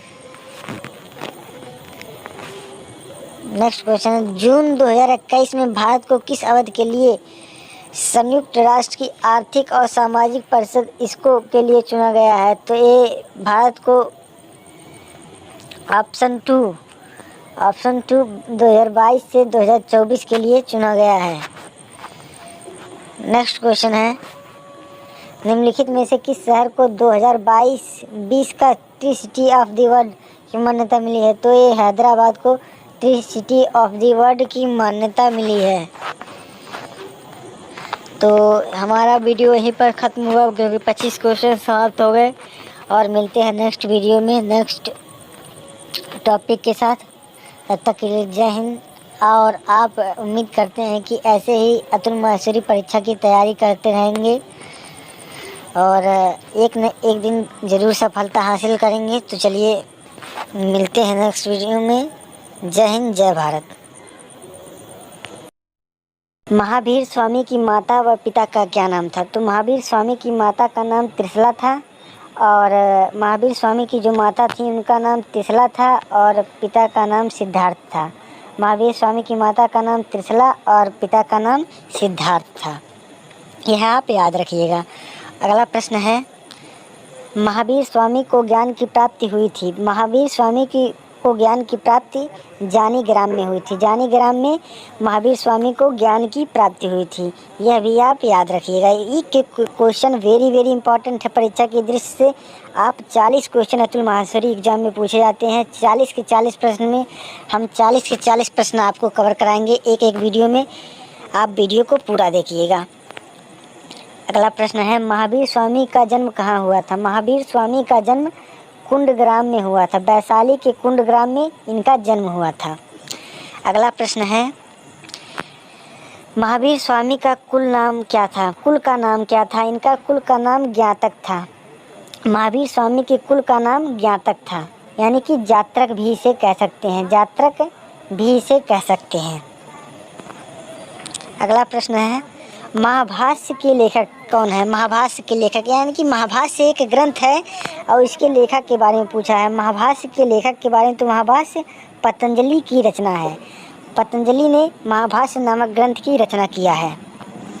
नेक्स्ट प्रश्न है, महात्मा बुद्ध ने अपना पहला उपदेश दिया था। महात्मा बुद्ध ने, यह क्वेश्चन वेरी वेरी इंपॉर्टेंट है। महात्मा बुद्ध ने अपना पहला उपदेश सारनाथ में दिया था। सारनाथ कहाँ है? वाराणसी में। वाराणसी में सारनाथ में दिया था, यानी कि उत्तर प्रदेश के सारनाथ में दिया था अपना पहला उपदेश। अगला प्रश्न है, महात्मा बुद्ध के प्रमुख शिष्य कौन थे? तो महात्मा बुद्ध के अगर शिष्यों की बात करें तो आनंद उनके प्रमुख शिष्य थे, यानी कि चहेते शिष्य का नाम आनंद था और उपाल उनके दूसरे प्रिय शिष्य थे। वैसे तो महात्मा बुद्ध के बहुत ही शिष्य थे, लेकिन एक दोनों शिष्य उनके बहुत ही चहेते शिष्य थे। अगला प्रश्न है, महात्मा बुद्ध के घर त्यागने की घटना को क्या कहते हैं? आपको पूछेगा कि महात्मा बुद्ध को घर त्यागने की घटना को क्या कहते हैं, यानी कि घर जब उन्होंने छोड़ा था उस घटना को महाभिनिष्क्रमण कहते हैं। महाभिनिष्क्रमण उस घटना को कहा जाता है। अगला प्रश्न है, महात्मा बुद्ध की मृत्यु कहाँ हुई थी? महात्मा बुद्ध की मृत्यु कुशीनगर में हुई थी। कुशीनगर के कुशीनारा में इनकी मृत्यु हो गई थी। अगला प्रश्न है, महात्मा बुद्ध को ज्ञान की प्राप्ति कहाँ हुई थी? महात्मा बुद्ध को ज्ञान की प्राप्ति बोध गया, जो कि बिहार में स्थित है, वहाँ पर उरुबेला के एक पीपल के पेड़ के नीचे इनको ज्ञान की प्राप्ति हो गई थी। अगला प्रश्न है, महात्मा बुद्ध का जन्म कहाँ हुआ था? महात्मा बुद्ध का जन्म लुम्बिनी में हुआ था। लुम्बिनी यहाँ जो कि नेपाल देश में है, वहाँ पर महात्मा बुद्ध का जन्म हुआ था। अगला प्रश्न है, महात्मा बुद्ध का घोड़े का नाम क्या था? महात्मा बुद्ध के घोड़े का नाम कंथक था। याद रखिएगा, महात्मा बुद्ध के अगर घोड़े का नाम पूछेगा तो उनके घोड़े का नाम कंथक था। अगला प्रश्न है, मगध में शासन करने वाला प्रथम वंश कौन था? मगध में शासन करने वाला प्रथम वंश हर्यक वंश था। हर्यक वंश मगध में शासन करने वाला प्रथम वंश था। इसके संस्थापक का नाम बिंबिसार था। इसके संस्थापक का क्या नाम था? बिंबिसार। अगला प्रश्न है, मगध में शासन करने वाला प्रथम ऐतिहासिक राजवंश, वही प्रश्न है, अलग मॉडल से पूछा गया है, तो एक आप कहेंगे हर्यक वंश। हर्यक वंश का संस्थापक बिंबिसार था। अगला प्रश्न है, भारतीय दर्शनों में शास्त्रों की संख्या कितनी है? तो भारतीय दर्शन में शास्त्र कितने हैं? 6। शास्त्र कितने हैं? 6। और अगर वो वेद पूछेगा तो वेद आप 4 कहेंगे। अगला प्रश्न है, भारत पर आक्रमण करने वाला प्रथम यूरोपियन कौन था? भारत पर आक्रमण करने वाला प्रथम यूरोपियन सिकंदर था। सिकंदर भारत पर आक्रमण करने वाला प्रथम यूरोपियन था। उसने 326 ईसा पूर्व में भारत पर आक्रमण किया था। अगला प्रश्न है, बौद्ध संघ में प्रवेश करने वाली प्रथम महिला कौन थी? तो प्रजापति गौतमी, जो कि उनकी मौसी थी, महात्मा बुद्ध की, वह बौद्ध संघ में प्रवेश करने वाली प्रथम महिला थी। अगला प्रश्न है, बुद्ध चरित्र की रचना किसने की थी? बुद्ध चरित्र की रचना अश्वघोष ने की थी। अश्वघोष ने बुद्ध चरित्र की रचना की थी।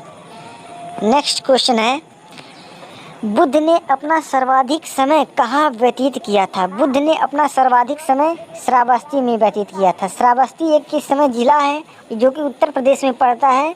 यहाँ पर बुद्ध ने अपना सर्वाधिक समय यानी कि सर्वाधिक ज्ञान यहीं पर दिया था बुद्ध ने। हम 49वें प्रश्न की बात करें, बुद्ध धर्म की शाखाएं कितनी है? यानी कि बुद्ध धर्म की शाखा कौन सी है? तो बुद्ध धर्म की 2 शाखाएं हैं। कौन कौन?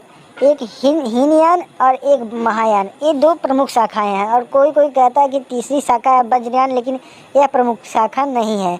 तो आप अगर पूछेगा बौद्ध धर्म की कितनी शाखाएं हैं तो आप 2 ही कहिएगा, हीनयान और महायान। और जानकारी के लिए वज्रयान भी आप जान सकते हैं। अगला प्रश्न है, बुद्ध के समकालीन शासक कौन थे? बुद्ध के समकालीन शासकों की बात करें तो बुद्ध के समकालीन शासक एक थे बिंबिसार, दूसरे थे उदयन, तीसरे से प्रसेनजित, चौथे थे प्रदोष। ये चारों बुद्ध के समकालीन, यानी कि बुद्ध जब इस पृथ्वी पर थे तब ये शासक भी पृथ्वी पर शासन करते थे किसी न किसी राज्य में। नेक्स्ट क्वेश्चन है, बुद्ध के माता व पिता का क्या नाम था? बुद्ध के माता का नाम महामाया और पिता का नाम शुद्धोधन था। इनके माता पिता का नाम वेरी इंपॉर्टेंट है, याद कर लीजिएगा।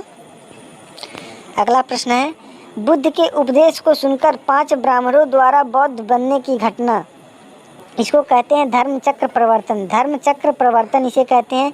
यानी कि बुद्ध को ब्राह्मणों द्वारा जब बौद्ध बने थे तो इसको यह घटना धर्म चक्र प्रवर्तन कहलाती है। और घर छोड़ने की घटना महाभिनिष्क्रमण कहलाती है। और आगे एक घटना है, बुद्ध की मृत्यु को कहा जाता है। तो बुद्ध की मृत्यु जब हुई थी तो उसको महापरिनिर्वाण के नाम से जाना जाता है। ये 3 चीज़ याद रखिएगा। एक, जब वो घर छोड़े थे उसे महाभिनिष्क्रमण कहते हैं। जब वो महात्मा सिद्धार्थ से बुद्ध बने थे तो उसको धर्म चक्र प्रवर्तन कहते हैं। और तीसरा, जब उनकी मृत्यु हुई थी तो यह घटना महापरिनिर्वाण के नाम से जानी जाती है। अगला प्रश्न है, बुद्ध की पत्नी व पुत्र का नाम क्या था? बुद्ध की पत्नी का नाम यशोधरा और पुत्र का नाम राहुल था। वेरी इंपॉर्टेंट है। अगला प्रश्न है, बुद्ध किस कुल से संबंधित थे? तो बुद्ध शाक्य वंश से संबंधित थे। शाक्य वंश से संबंधित थे बुद्ध। नेक्स्ट प्रश्न है, प्राचीनतम स्मृति कौन सी है? तो प्राचीनतम स्मृति की बात की जाए तो मनु स्मृति प्राचीनतम स्मृति है। इसे पहले का संविधान भी कहा जाता है। नेक्स्ट क्वेश्चन है, प्रथम बौद्ध संगत कहाँ व किसकी अध्यक्षता में व किसके काल में बनी थी? तो प्रथम बौद्ध संगत की बात करें तो प्रथम बौद्ध संगत राजगिरी में आयोजित हुई थी।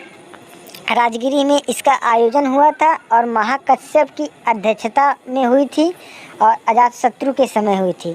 तो प्रथम बौद्ध संगत राजगिरी में महाकश्यप की अध्यक्षता में राजगुरु के अजातशत्रु के शासनकाल में हुई थी। नेक्स्ट प्रश्न है, प्रथम जैन समिति की अध्यक्षता किसके शासनकाल में हुई? यह जैन समिति है। जैन समिति की अध्यक्षता स्थूलनंद के शासनकाल में हुई थी। उस समय भारत में चंद्रगुप्त मौर्य का शासन था। अगला प्रश्न है, प्रथम जैन समिति का आयोजन कहाँ हुआ था? प्रथम जैन समिति का आयोजन पाटलिपुत्र में हुआ था। पाटलिपुत्र कहाँ है? बिहार में। नेक्स्ट क्वेश्चन है, पुरुषपुर में, यानी कि पुरुषपुर है, पुरुषपुर में चैत्य का निर्माण किसने कराया था? तो पुरुषपुर में चैत्य का निर्माण कनिष्क ने करवाया था। कनिष्क ने पुरुषपुर में चैत्य का निर्माण करवाया था। अगला क्वेश्चन है, वेरी इंपॉर्टेंट क्वेश्चन है, पुराणों की संख्या कितनी थी? पुराणों की संख्या 18 है। नेक्स्ट क्वेश्चन है, पतंजलि किसके दरबार में थे?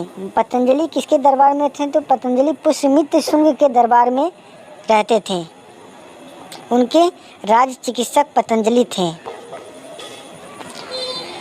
अगला प्रश्न है, पंचमहाचिन्ह किसे कहा जाता है? यानी कि यह बौद्ध धर्म से संबंधित है। पंचमहाचिन्ह पहला सांड को, दूसरा कमल, तीसरा बोध वृक्ष, चौथा घोड़ा और पांचवा स्तूप।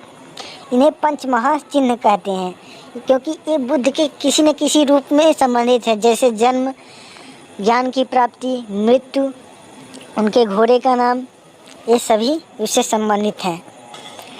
नेक्स्ट क्वेश्चन है, पंचम वेद किसे कहा जाता है? पंचम वेद पुराणों को कहते हैं पंचम वेद। पंचम वेद पुराणों को कहा जाता है। नेक्स्ट क्वेश्चन है, नवीनतम स्मृति कौन सी है? तो देव स्मृति जो है वो नवीनतम स्मृति है। नेक्स्ट क्वेश्चन है, नवीनतम वेद कौन सा? अथर्ववेद नवीनतम वेद है। अथर्ववेद नवीनतम वेद है और बाकी सभी वेद प्राचीन वेद हैं। ये भी प्राचीन वेद है, लेकिन ये अगर नया की बात की जाए तो ये बाद में आया था, अथर्ववेद। नेक्स्ट क्वेश्चन है, नंद वंश का संस्थापक कौन था? तो महापद्म नंद, महापद्म नंद नंद वंश का संस्थापक था। नेक्स्ट क्वेश्चन है, द्वितीय बौद्ध संगति कहाँ व किसकी अध्यक्षता में व किसके शासनकाल में हुई थी? तो द्वितीय बौद्ध संगति वैशाली में, सावकामी की अध्यक्षता में और कालाशोक के शासनकाल में हुई थी। 69वां क्वेश्चन कहा है, द्वितीय जैन समिट के आयोजन कहाँ हुआ था? तो द्वितीय जैन समिट का आयोजन वल्लभी में हुआ था। अगला प्रश्न है, त्रिपिटक हैं। त्रिपिटक को शुद्ध पिटक, विनय पिटक और अभिधम्म पिटक, ये तीनों त्रिपिटक हैं। अगर पूछा जाएगा त्रिपिटक किस धर्म से संबंधित है? तो त्रिपिटक का संबंध बौद्ध धर्म से है। बौद्ध धर्म से त्रिपिटक संबंधित हैं। नेक्स्ट प्रश्न है, तृतीय बौद्ध संगति कहाँ व किसकी अध्यक्षता में व किसके काल में हुई? तो तृतीय बौद्ध संगति पाटलिपुत्र में भोगलीपुत्र तीर्थ की अध्यक्षता में और अशोक के शासनकाल में हुई। यह क्वेश्चन बहुत इंपॉर्टेंट है। एक ही प्रश्न में 3 क्वेश्चन निहित हैं। आप इस क्वेश्चन को ध्यान से समझिएगा। पाटलिपुत्र में तृतीय बौद्ध संगत हुई थी और भोगलीपुत्र तीर्थ की अध्यक्षता में हुई थी और अशोक के शासनकाल में हुई थी। नेक्स्ट प्रश्न है, जैन धर्म के प्रथम तीर्थकर थे। तो जैन धर्म के प्रथम तीर्थकर ऋषभदेव थे। ऋषभदेव जैन धर्म के प्रथम तीर्थंकर थे। अगला प्रश्न है, जैन धर्म के धर्मग्रंथ यानी कि धर्मग्रंथ अंग को कहा जाता है उपांग और प्रकीर्णन, ये तीनों जैन धर्म के धर्मग्रंथ हैं। अगला प्रश्न है, जैन धर्म के 23वें तीर्थकर कौन है? तो जैन धर्म के 23वें तीर्थकर पार्श्वदेव हैं। पार्श्वदेव जैन धर्म के 23वें तीर्थकर हैं और 24वें हैं महावीर स्वामी, जिन्हें जैन धर्म का वास्तविक संस्थापक माना जाता है। नेक्स्ट प्रश्न है, जैन धर्म की प्रमुख शाखाएं। तो जैन धर्म की 2 शाखाएं हैं, एक श्वेतांबर है, एक दिगंबर है।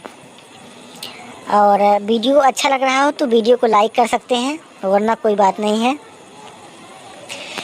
4 आर्य सत्य व अष्टांगिक मार्ग किस धर्म से संबंधित है? तो 4 आर्य सत्य और अष्टांगिक मार्ग ये बौद्ध धर्म में बताए गए हैं। ये सभी बौद्ध धर्म से संबंधित हैं।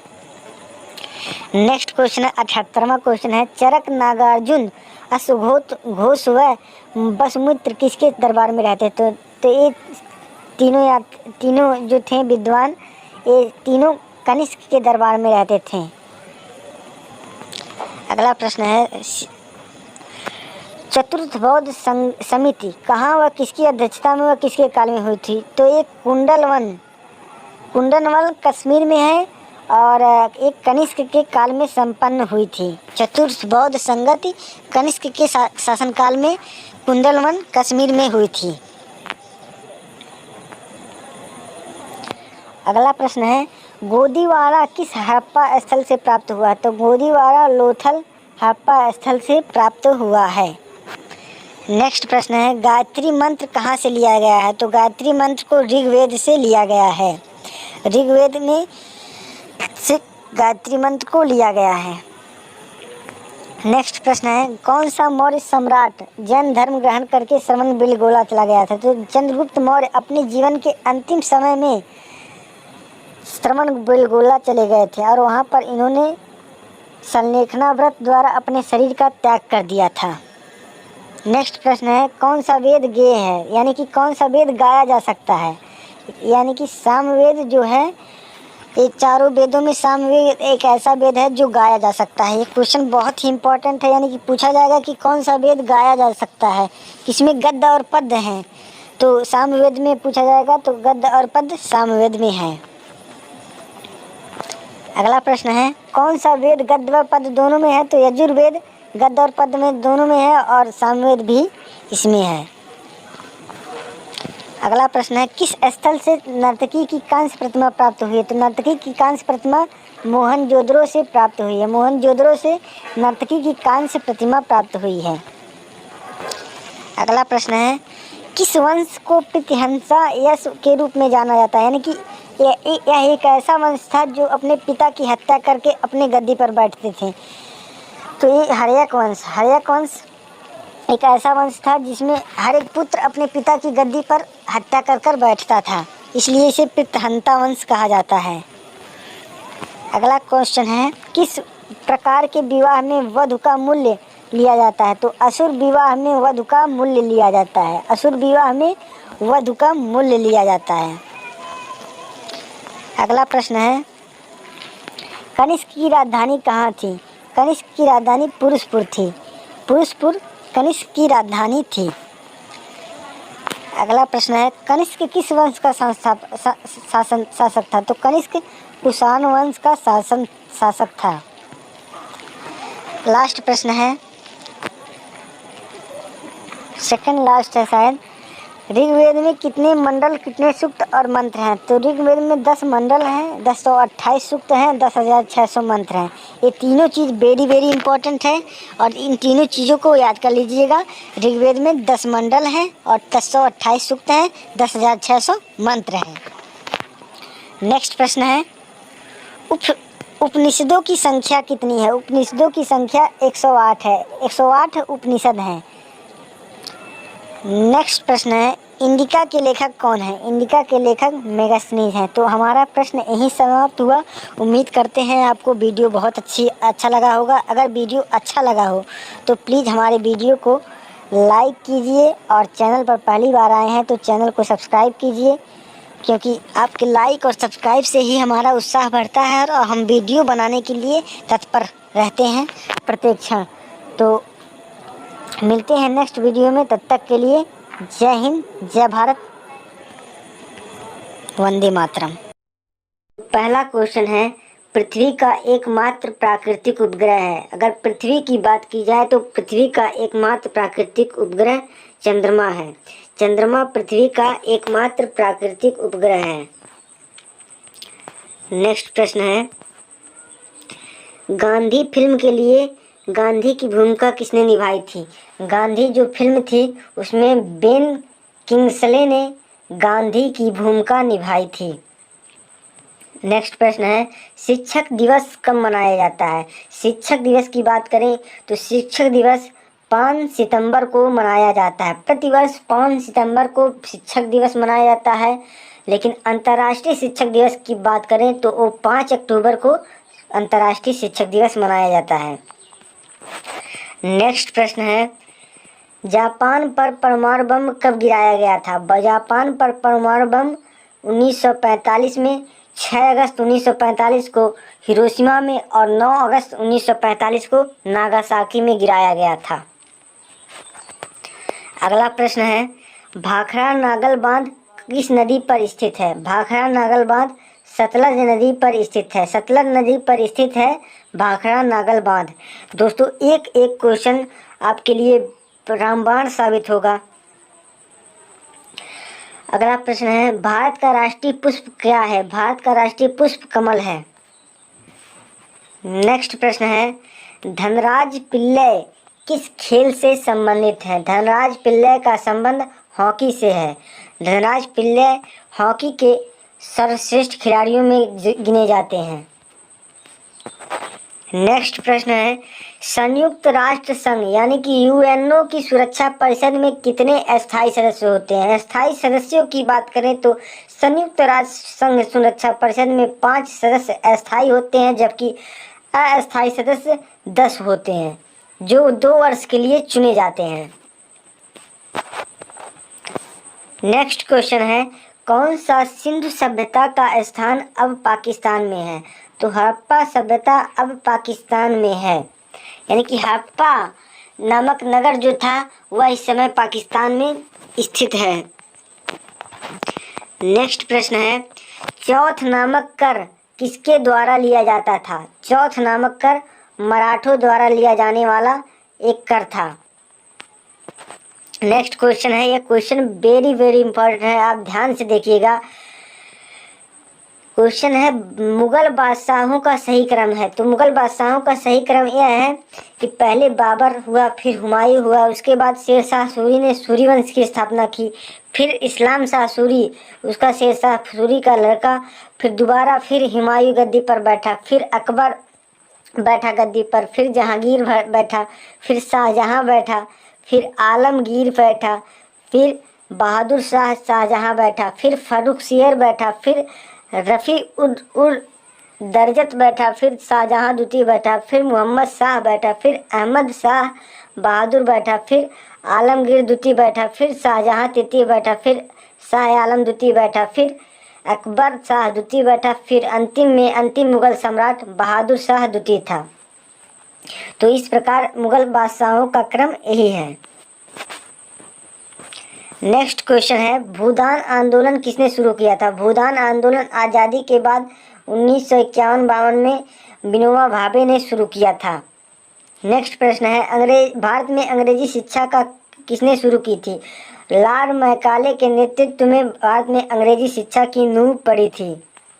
नेक्स्ट प्रश्न है, फ्लाइंग सिख के नाम से जाने जाते हैं। मिल्खा सिंह को फ्लाइंग सिख के नाम से जाना जाते हैं।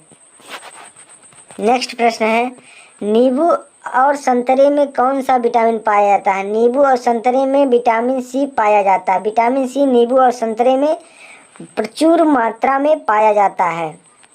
नेक्स्ट क्वेश्चन है, उदय शंकर का संबंध किससे है? उदय शंकर का संबंध नृत्य से है। नृत्य से संबंध है उदय शंकर जी का। नेक्स्ट क्वेश्चन है, संविधान के प्रारूप समिति के चेयरमैन कौन थे? तो संविधान के प्रारूप समिति के चेयरमैन डॉक्टर BR अम्बेडकर थे, यानी कि डॉक्टर भीमराव अम्बेडकर संविधान सभा के प्रारूप समिति के अध्यक्ष थे। नेक्स्ट प्रश्न है, त्रिस्तरीय पंचायती राज व्यवस्था में सर्वोच्च स्थान पर क्या होता है? तो आप जानते हैं कि सबसे निम्न स्थान पर ग्राम प्रधान ही होता है, उसके बाद क्षेत्र पंचायत सदस्य होता है, उसके बाद जिला पंचायत सदस्य होता है। तो जिला पंचायत सदस्य के अंतर्गत ही जिला परिषद आती है। नेक्स्ट प्रश्न है, लक्षद्वीप की राजधानी है। लक्षद्वीप की राजधानी कवरत्ती है। कवरत्ती लक्षद्वीप की राजधानी है। नेक्स्ट प्रश्न है, श्रीलंका की मुद्रा का नाम है। श्रीलंका की मुद्रा का नाम रुपया है। नेक्स्ट प्रश्न है, यह क्वेश्चन आने वाले एग्जाम के लिए वेरी वेरी इंपॉर्टेंट है। क्वेश्चन है, डिस्कवरी ऑफ इंडिया नामक पुस्तक किसने लिखी थी? डिस्कवरी ऑफ इंडिया नामक पुस्तक भारत के प्रथम प्रधानमंत्री जवाहरलाल नेहरू द्वारा लिखी गई पुस्तक है। नेक्स्ट प्रश्न है, गुरुत्वाकर्षण की खोज किसने की थी? गुरुत्वाकर्षण की खोज न्यूटन ने की थी। नेक्स्ट प्रश्न है, नोबेल पुरस्कार प्राप्त करने वाला प्रथम भारतीय कौन है? नोबेल पुरस्कार प्राप्त करने वाला प्रथम भारतीय रविन्द्रनाथ टैगोर है। इनको साहित्य के लिए 1913 में नोबेल पुरस्कार प्रदान किया गया था। नेक्स्ट प्रश्न है, द्रोणाचार्य पुरस्कार किससे संबंधित है? द्रोणाचार्य पुरस्कार किस क्षेत्र में दिया जाता है? तो द्रोणाचार्य पुरस्कार श्रेष्ठ गुरु या प्रशिक्षक के रूप में दिया जाता है। नेक्स्ट प्रश्न है, खजुराहो का जो मंदिर है वो कहाँ किस राज्य में है? खजुराहो के मंदिर मध्य प्रदेश में स्थित हैं। नेक्स्ट क्वेश्चन है, राष्ट्रीय रक्षा अकादमी कहाँ स्थित है? तो देहरादून में राष्ट्रीय रक्षा अकादमी स्थित है। नेक्स्ट प्रश्न है, रामकृष्ण मिशन की स्थापना किसने की थी? रामकृष्ण मिशन की स्थापना स्वामी विवेकानंद ने की थी। नेक्स्ट प्रश्न है, भारतीय मानक समय आधारित है। यह क्वेश्चन वेरी वेरी इंपॉर्टेंट है। भारतीय मानक समय 82°30 पूर्व देशांतर पर आधारित है।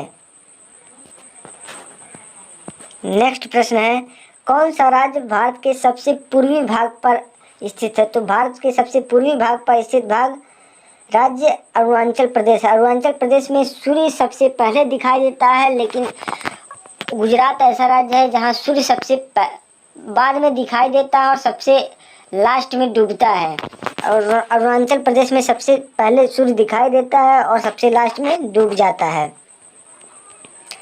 नेक्स्ट प्रश्न है, कौन सा देश नाथुला दर्रा के पार है? तो ये है चीन देश। चीन नाथुला दर्रा के पार स्थित है। नेक्स्ट प्रश्न है, पृथ्वी के नज़दीक वायुमंडल की सबसे निचली परत है। पृथ्वी के अंदर वायुमंडल की निचली परत को क्षोभमंडल कहा जाता है। नेक्स्ट प्रश्न है, भारतीय सेना में विजयंत नाम है, यानी कि विजयंत जो नाम है भारतीय सेना में वो किसका नाम है?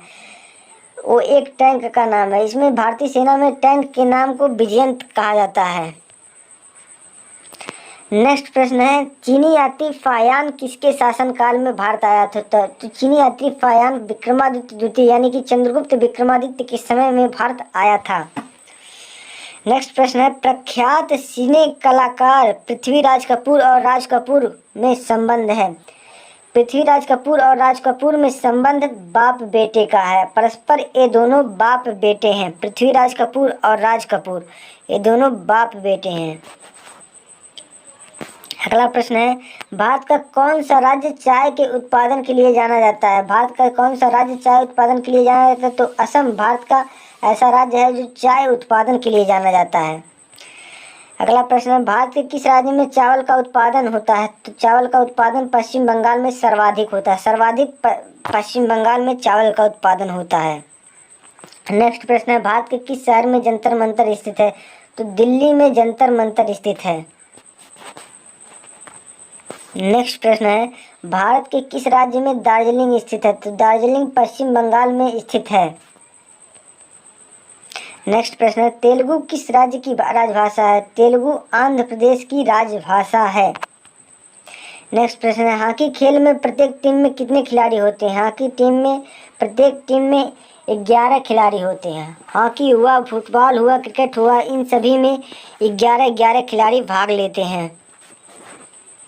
नेक्स्ट प्रश्न है, बांग्लादेश की मुद्रा क्या है? बांग्लादेश की मुद्रा टका है।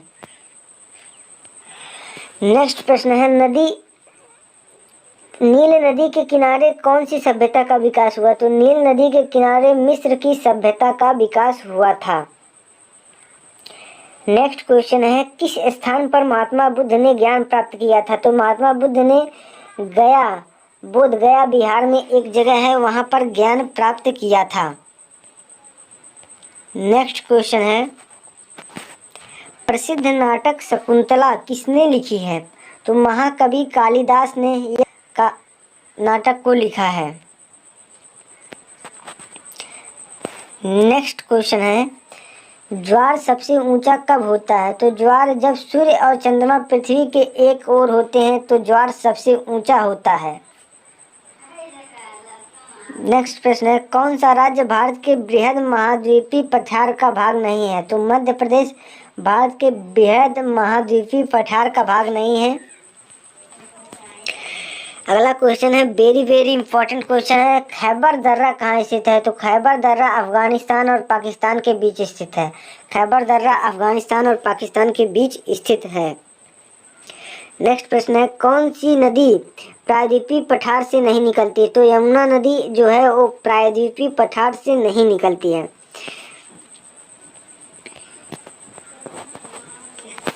नेक्स्ट प्रश्न है, कौन सा शहर गंगा के तट पर बसा है? तो गंगा के तट पर कानपुर बसा हुआ है। कानपुर गंगा के तट पर बसा हुआ शहर है। कानपुर हुआ, प्रयागराज हुआ, ये सभी गंगा के तट पर बसे हुए शहर हैं। नेक्स्ट क्वेश्चन है, भारत एक धर्मनिरपेक्ष देश है, इसका तात्पर्य है, धर्मनिरपेक्ष का तात्पर्य होता है कि भारत का कोई राज्य स्तर पर धर्म नहीं है, यानी कि भारत में कोई राज्य स्तर पर धर्म नहीं है, यानी कि संविधान में किसी भी धर्म को मान्यता नहीं दी गई है। तो इसी तरह हमारा वीडियो ख़त्म हुआ। तो उम्मीद करते हैं आप लोग वीडियो को पसंद आया होगा। तो वीडियो अगर पसंद आया है आप लोगों को तो वीडियो को प्लीज़ लाइक कीजिए, क्योंकि उसी से हमारा उत्साह बढ़ता है और हम वीडियो बनाते हैं। और आप चैनल पर अगर नए आए हैं तो चैनल को सब्सक्राइब कीजिए। तो मिलते हैं नेक्स्ट वीडियो में। तो पहला प्रश्न है, भगवान बुद्ध को ज्ञान की प्राप्ति कहाँ हुई थी? तो भगवान बुद्ध को ज्ञान की प्राप्ति बोध गया में हुई थी। दूसरा प्रश्न है, आर्य समाज की स्थापना किसने की? तो स्वामी दयानंद सरस्वती ने आर्य समाज की स्थापना की थी। तीसरा प्रश्न है, पंजाबी भाषा की लिपि कौन सी है? तो पंजाबी भाषा की लिपि गुरमुखी लिपि है। चौथा प्रश्न है, भारत की मुख्य भूमि का दक्षिणतम किनारा कौन सा है? तो कन्याकुमारी भारत की मुख्य भूमि का दक्षिणतम किनारा है। पांचवा प्रश्न है, भारत में सबसे पहले सूर्य किस राज्य में निकलता है? तो भारत में सबसे पहले अरुणाचल प्रदेश में सूर्य निकलता है। छठवां प्रश्न है, इंसुलिन का प्रयोग किस बीमारी के उपचार में किया जाता है? तो मधुमेह के उपचार में इंसुलिन का प्रयोग किया जाता है। हम फटाफट इन क्वेश्चनों का रिवीजन करते हैं। और सातवां प्रश्न है, बिहू किस राज्य का प्रसिद्ध त्यौहार है? तो असम का बिहू प्रसिद्ध त्यौहार है। आठवां प्रश्न है, कौन सा विटामिन आंवले में प्रचुर मात्रा में पाया जाता है? तो विटामिन सी आंवले में प्रचुर मात्रा में पाया जाने वाला विटामिन है। अगला प्रश्न है, भारत का प्रथम गवर्नर जनरल कौन था? तो लॉर्ड विलियम बेटिक भारत का प्रथम गवर्नर जनरल था। 10वां प्रश्न है, कागज का आविष्कार किस देश में हुआ? कागज का आविष्कार चीन में हुआ था। एक एक क्वेश्चन परीक्षा की दृष्टि से वेरी वेरी इंपॉर्टेंट है। हमने एक एक क्वेश्चन को, जो क्वेश्चन हमें बहुत ही महत्वपूर्ण लगा उन्हीं को लिया है। तो एक एक क्वेश्चन को आप ध्यान से देखिएगा। और 11वां क्वेश्चन है, गौतम बुद्ध के बचपन का नाम क्या था? तो गौतम बुद्ध के बचपन का नाम सिद्धार्थ था। और 12वां प्रश्न है, भारत में सशस्त्र बलों का सर्वोच्च सेनापति कौन होता है? तो सशस्त्र बलों का सर्वोच्च सेनापति राष्ट्रपति होता है। 13वां प्रश्न है, रतौंधी किस विटामिन की कमी से होता है? तो रतौंधी विटामिन ए की कमी से होने वाला रोग है। और रतौंधी आँखों के संबंधित रोग है। अगला सवाल है, पोंगल किस राज्य का त्यौहार है? पोंगल तमिलनाडु का त्यौहार है जो तमिलनाडु में मनाया जाता है। गिद्धा और भांगड़ा किस राज्य का लोक नृत्य है? गिद्धा और भांगड़ा पंजाब का लोक नृत्य है। अगला सवाल है, टेलीविज़न का आविष्कार किसने किया था? तो जॉन लॉगी बेयर्ड ने टेलीविज़न का आविष्कार किया था। 17वां प्रश्न है, भारत की पहली महिला शासिका कौन थी? तो रजिया सुल्तान भारत की पहली महिला शासिका थी। अगला प्रश्न है, मछली किसकी सहायता से सांस लेती है? तो मछली गैल्फ्रो गिल्स की सहायता से अपने सांस लेती है। नेक्स्ट प्रश्न है 19वां प्रश्न, इनकलाब जिंदाबाद का नारा किसने दिया था? तो इनकलाब जिंदाबाद का नारा भगत सिंह ने दिया था। अगला प्रश्न है, जलियांवाला बाग हत्याकांड कब व कहाँ हुआ था? तो 1919 में पंजाब के अमृतसर में जलियांवाला बाग हत्याकांड की घटना हुई थी। अगला प्रश्न है 21वां प्रश्न, 1939 में कांग्रेस छोड़ने के बाद सुभाष चंद्र बोस ने किस दल की स्थापना की थी? सुभाष चंद्र बोस ने कांग्रेस छोड़ने के बाद फॉरवर्ड ब्लॉक की स्थापना की थी। एक एक क्वेश्चन बहुत इंपॉर्टेंट है, आप वीडियो को स्किप मत कीजिए। कम समय में इतना बेहतरीन तैयारी किसी भी चैनल पर आप नहीं पाएंगे। आप अगर वीडियो अच्छा लग रहा हो तो वीडियो को लाइक कीजिए और चैनल पर पहली बार आए हैं तो चैनल को सब्सक्राइब कर सकते हैं। अगला प्रश्न है 22वां प्रश्न, पंजाब केसरी के नाम से किसे जाना जाता है? तो पंजाब केसरी के नाम से लाला लाजपत राय को जाना जाता है। 23वां प्रश्न है, सैंडर्स की हत्या किसने की थी? तो सैंडर्स की हत्या भगत सिंह ने की थी। अगला सवाल है 1857 के विद्रोह में किसने अपना पहला बलिदान दिया था? तो 1857 के विद्रोह में सबसे पहला बलिदान मंगल पांडे ने दिया था। नेक्स्ट प्रश्न है, भारत की पहली महिला राज्यपाल कौन थी? तो सरोजिनी नायडू भारत की पहली महिला राज्यपाल थी। 26वां प्रश्न है, माउंट एवरेस्ट पर 2 बार फतह करने वाली महिला कौन थी? तो 2 बार पर फतह करने वाली महिला संतोष यादव थी। संतोष यादव माउंट एवरेस्ट को 2 बार फतह करने वाली प्रथम महिला थी। 27वां प्रश्न है, ब्रह्मा समाज की स्थापना किसके द्वारा की गई? तो ब्रह्मा समाज की स्थापना राजा राम मोहन के प्रयासों से हुई। राजा राम मोहन के भारत का नवजागरण का अग्रदूत भी कहा जाता है। अगला प्रश्न है, स्वामी दयानंद सरस्वती का मूल नाम क्या था? तो स्वामी दयानंद सरस्वती का मूल नाम यानी कि बचपन का नाम मूल शंकर था। 29वां प्रश्न है, वेदों की ओर लौटो का नारा किसने दिया था? तो वेदों की ओर लौटो का नारा दयानंद सरस्वती ने दिया था। अगला प्रश्न है 30वां प्रश्न, रामकृष्ण मिशन की स्थापना किसने की? तो स्वामी विवेकानंद ने रामकृष्ण मिशन की स्थापना की थी। 31वां प्रश्न है, वास्को डी गामा भारत कब आया था? तो वास्को डी गामा 1498 ईस्वी में भारत आया था। और 32वां प्रश्न है, वास्को डी गामा कहाँ का रहने वाला था? तो वास्को डी गामा पुर्तगाल का रहने वाला था। अगला प्रश्न है 33वां प्रश्न, हवा महल कहाँ स्थित है? तो हवा महल जयपुर में स्थित है।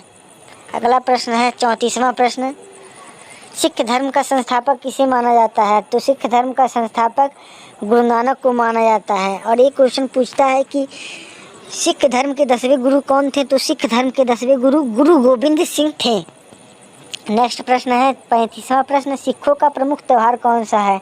सिखों का प्रमुख त्यौहार बैसाखी है। अगला प्रश्न है, लौह पुरुष किस महापुरुष को कहा जाता है? तो लौह पुरुष सरदार वल्लभ भाई पटेल को कहा जाता है, जो प्रथम हमारे देश के गृह मंत्री थे और प्रथम उप प्रधानमंत्री थे। अगला प्रश्न है, नेताजी किस महापुरुष को कहा जाता है? तो नेताजी सुभाष चंद्र बोस को कहा जाता है। अगला प्रश्न है, दिल्ली स्थित लाल बहादुर शास्त्री की समाधि का क्या नाम है? तो लाल बहादुर शास्त्री की समाधि का नाम विजय घाट है। और महात्मा गांधी की समाधि के बारे में पूछेगा तो महात्मा गांधी की समाधि का नाम राजघाट है, जो वाराणसी में स्थित है। 39वां प्रश्न है, महाभारत के रचयिता कौन थे? तो महाभारत के रचयिता महर्षि वेद व्यास महाभारत के रचयिता थे। 40वां प्रश्न है, अर्थशास्त्र नामक पुस्तक किसने लिखी थी? अर्थशास्त्र नामक पुस्तक चाणक्य, कौटिल्य यानी कि विष्णुगुप्त ने लिखी थी। इनका नाम चाणक्य, कौटिल्य और विष्णुगुप्त तीनों था।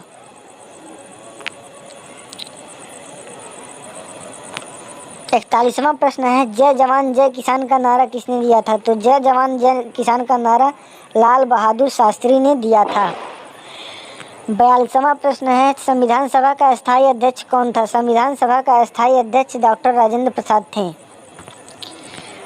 43वां प्रश्न है, संविधान सभा की प्रारूप समिति के अध्यक्ष कौन थे? संविधान सभा की प्रारूप समिति के अध्यक्ष डॉक्टर भीमराव अम्बेडकर थे।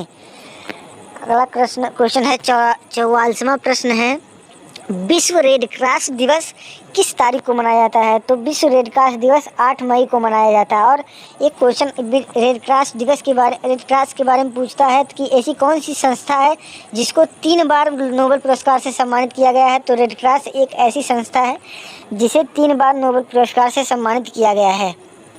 अगला प्रश्न है, सूर्योदय का देश किस देश को कहा जाता है? तो सूर्योदय का देश जापान को कहा जाता है, यानी कि सबसे पहले सूर्य जापान में ही दिखाई देता है। अगला प्रश्न है यानी कि 46वां प्रश्न, अंतर्राष्ट्रीय महिला दिवस किस तिथि को मनाया जाता है? तो अंतर्राष्ट्रीय महिला दिवस 8 मार्च को मनाया जाता है। 47वां प्रश्न है, क्षेत्रफल की दृष्टि से भारत में सबसे छोटा राज्य कौन सा है? तो क्षेत्रफल की दृष्टि से भारत में सबसे छोटा राज्य गोवा है। 48वां प्रश्न है, ओणम किस राज्य का प्रसिद्ध त्यौहार है? तो ओणम केरल राज्य का प्रसिद्ध त्यौहार है। 49वां प्रश्न है, दिल्ली भारत की राजधानी कब बनी थी? दिल्ली भारत की राजधानी 1911 में बनी थी। 50वां प्रश्न है, भारत का सबसे चमकीला तारा का ग्रह कौन सा है? तो शुक्र सबसे चमकीला तारा है, यानी कि सबसे चमकीला ग्रह है।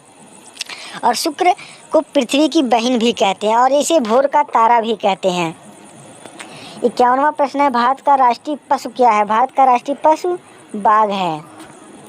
अगला प्रश्न है 52वां प्रश्न, भारत का राष्ट्रीय पक्षी कौन सा है? तो भारत का राष्ट्रीय पक्षी मोर है।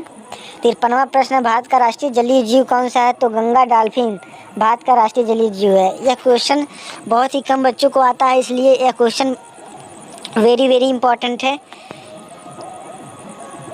54वां क्वेश्चन है भारत का राष्ट्रीय फल क्या है? भारत का राष्ट्रीय फल आम है। 55वां क्वेश्चन है भारत का राष्ट्रीय फूल कौन सा है? भारत का राष्ट्रीय फूल कमल है। 56वां प्रश्न है भारत का राष्ट्रीय पेड़ कौन सा है? तो भारत का राष्ट्रीय पेड़ बरगद है। बरगद भारत का राष्ट्रीय पेड़ है। 57वां प्रश्न है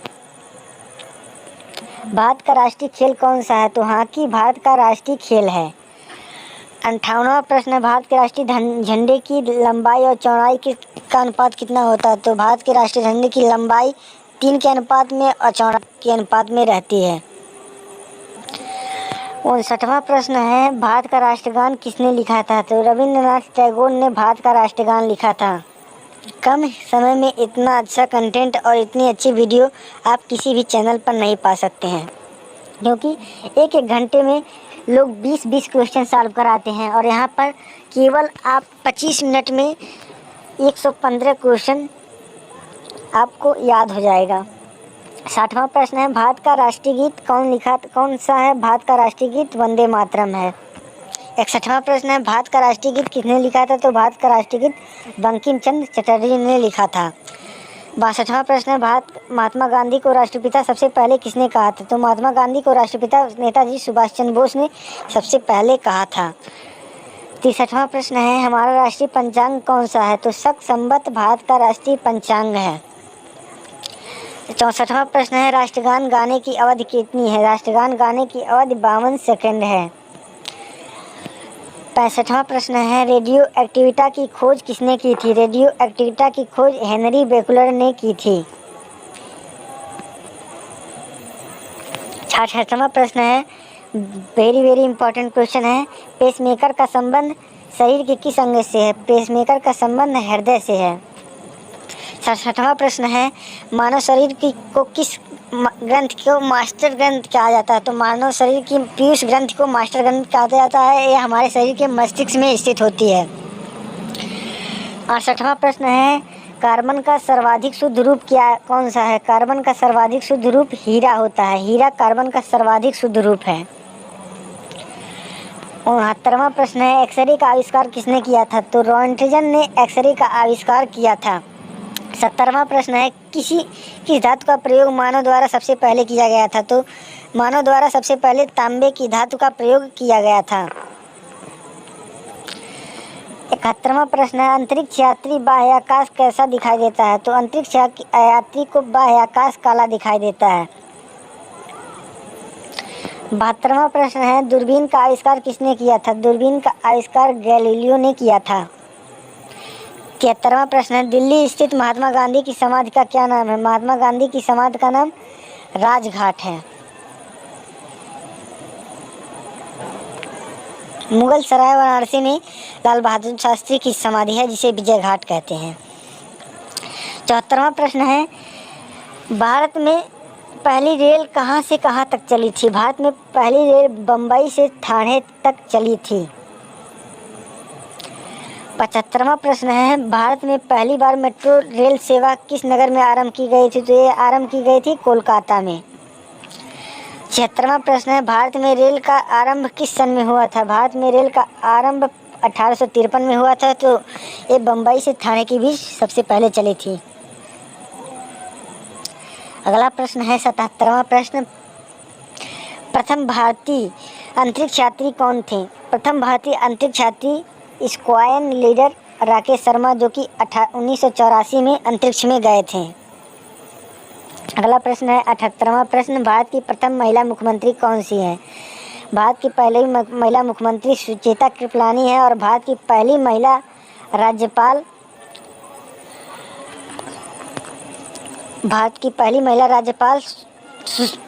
क्या कहते हैं उनको सरोजनी नायडू हैं। 79वां प्रश्न है हरियाणा के पहले मुख्यमंत्री कौन थे? हरियाणा के पहले मुख्यमंत्री पंडित भगवत दयाल शर्मा थे। 80वां प्रश्न है संयुक्त राष्ट्र संघ की स्थापना कब हुई थी? संयुक्त राष्ट्र संघ की स्थापना 24 अक्टूबर 1945 को हुई थी। 81वां प्रश्न है संयुक्त राष्ट्र संघ का मुख्यालय कहाँ है? संयुक्त राष्ट्र संघ का मुख्यालय न्यूयॉर्क में है।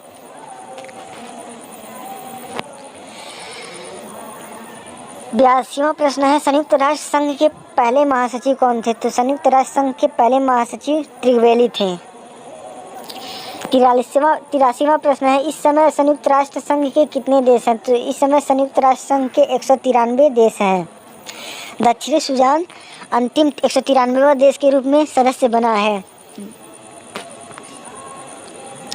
84वां प्रश्न है संयुक्त राष्ट्र सुरक्षा परिषद के कितने सदस्य देश होते हैं? तो संयुक्त राष्ट्र सुरक्षा परिषद के 15 सदस्य होते हैं, जिनमें 10 सदस्य अस्थायी होते हैं जो 2 वर्ष के लिए नियुक्त किए जाते हैं, और 5 सदस्य जो कि अमेरिका, ब्रिटेन, रूस और चीन, ये सभी अस्थायी सदस्य देश हैं जो हमेशा के लिए हैं।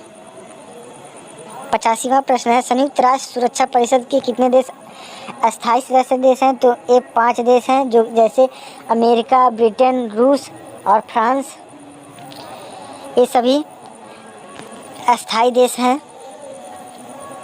नेक्स्ट प्रश्न है अंतर्राष्ट्रीय न्यायालय कहाँ स्थित है? अंतर्राष्ट्रीय न्यायालय दी हेग, हॉलैंड में स्थित है और अंतर्राष्ट्रीय न्यायालय में 15 न्यायाधीश होते हैं। 87वां प्रश्न है संयुक्त राष्ट्र संघ के प्रथम वर्तमान महासचिव कौन है? तो संयुक्त राष्ट्र संघ के वर्तमान महासचिव बान की मून इस समय नहीं है, इस समय एंटोनियो गुटेरस हैं। संयुक्त राष्ट्र संघ के वर्तमान महासचिव कौन है? Antonio Guterres. बान की मून इस समय नहीं है। नेक्स्ट प्रश्न है संयुक्त राष्ट्र महासभा में हिंदी में भाषण देने वाले पहले भारतीय कौन थे? तो अटल बिहारी वाजपेयी ने संयुक्त राष्ट्र महासभा में सबसे पहले हिंदी में भाषण दिया था। और विजय लक्ष्मी पंडित जो थी जवाहरलाल नेहरू की बहन, ये संयुक्त राष्ट्र सभा की पहली, भारत की ओर से सबसे पहली महिला महासचिव बनी थी। 89वां प्रश्न है संयुक्त राष्ट्र सुरक्षा परिषद के अस्थायी सदस्य देशों के कितने वर्ष के लिए चुने जाते हैं? तो ये चुने जाते हैं 2 वर्षों के लिए। 90वां प्रश्न है संयुक्त राष्ट्र संघ का 193वां देश कौन सा है? 193वां देश दक्षिणी सूडान है। 91वां प्रश्न है किस विटामिन की कमी से खून का रुकाव नहीं होता? तो विटामिन के की कमी से खून का रुकाव बंद नहीं होता। 92वां प्रश्न है हिंदी दिवस कब मनाया जाता है? तो हिंदी दिवस 14 सितंबर को मनाया जाता है। 93वां प्रश्न है संविधान के किस अनुच्छेद द्वारा हिंदी को राष्ट्रभाषा घोषित किया गया है? तो अनुच्छेद 343 को हिंदी की राजभाषा राजभाषा घोषित किया गया है। हिंदी राष्ट्रभाषा नहीं है हमारी, हिंदी राजभाषा है, इसको करेक्ट कर लीजिएगा, हिंदी राजभाषा है। 94वां प्रश्न है ओलंपिक खेलों की एकल स्पर्धा में स्वर्ण पदक जीतने वाले एकमात्र भारतीय कौन है? तो ये अभिनव बिंद्रा हैं। अभिनव बिंद्रा ओलंपिक खेलों में स्वर्ण पदक जीतने वाले एकमात्र भारतीय हैं। इन्होंने 2008 में बीजिंग ओलंपिक में स्वर्ण पदक जीता था, ये भी याद रखिएगा। 95वां प्रश्न है ओलंपिक खेलों का आयोजन कितने वर्षों के बाद होता है? ओलंपिक खेलों का आयोजन 4 वर्षों के बाद होता है। ये सबसे पहले 1896 में यूनान एथेंस में आयोजित किए गए। इनके पहले अध्यक्ष कौन थे? Pierre de कुबरटीन। 96वां प्रश्न है सन 2016 के में ओलंपिक खेल कहाँ हुए थे? तो रियो डी जेनेरियो में हुए थे सन 2016 के में ओलंपिक खेल। 97वां प्रश्न है अंतर्राष्ट्रीय मानव अधिकार दिवस कब मनाया जाता है? तो इसे 10 दिसंबर को अतुल माहेश्वरी एग्जाम में ये भी क्वेश्चन पूछा गया था कि अंतर्राष्ट्रीय मानव अधिकार दिवस कब मनाया जाता है? ये 10 दिसंबर को मनाया जाता है। हरियाणा की कौन सी नस्ल की भैंस है? हरियाणा की मुर्रा नस्ल की भैंस होती हैं। 99वां प्रश्न है प्रसिद्ध शीतला माता मंदिर कहाँ स्थित है? तो प्रसिद्ध शीतला माता मंदिर गुड़गांव में स्थित है। 115 क्वेश्चन है सभी। और 100वां प्रश्न है हरियाणा का क्षेत्रफल कितना वर्ग किलोमीटर है? हरियाणा का क्षेत्रफल 44,212 वर्ग किलोमीटर है। 102वां प्रश्न है हरियाणा के पहले मुख्यमंत्री कौन थे? हरियाणा के पहले मुख्यमंत्री पंडित भगवत दयाल शर्मा थे। ये क्वेश्चन दोबारा रिपीट हो गया, कोई बात नहीं, आपका रिवीजन भी इसी तरीके से हो जाएगा।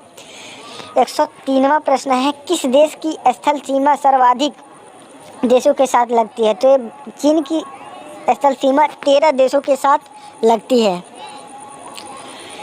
104वां प्रश्न है, बैरोमीटर का पठन में तेजी से अगर गिरावट हो जाए तो किस बात का सूचक है? तो ये तूफान का सूचक है। अगर बैरोमीटर में तेजी से गिरावट हो रहा है तो ये तूफान का सूचक है। अगर आराम से अगर उठ रहा है तो मौसम साफ होगा।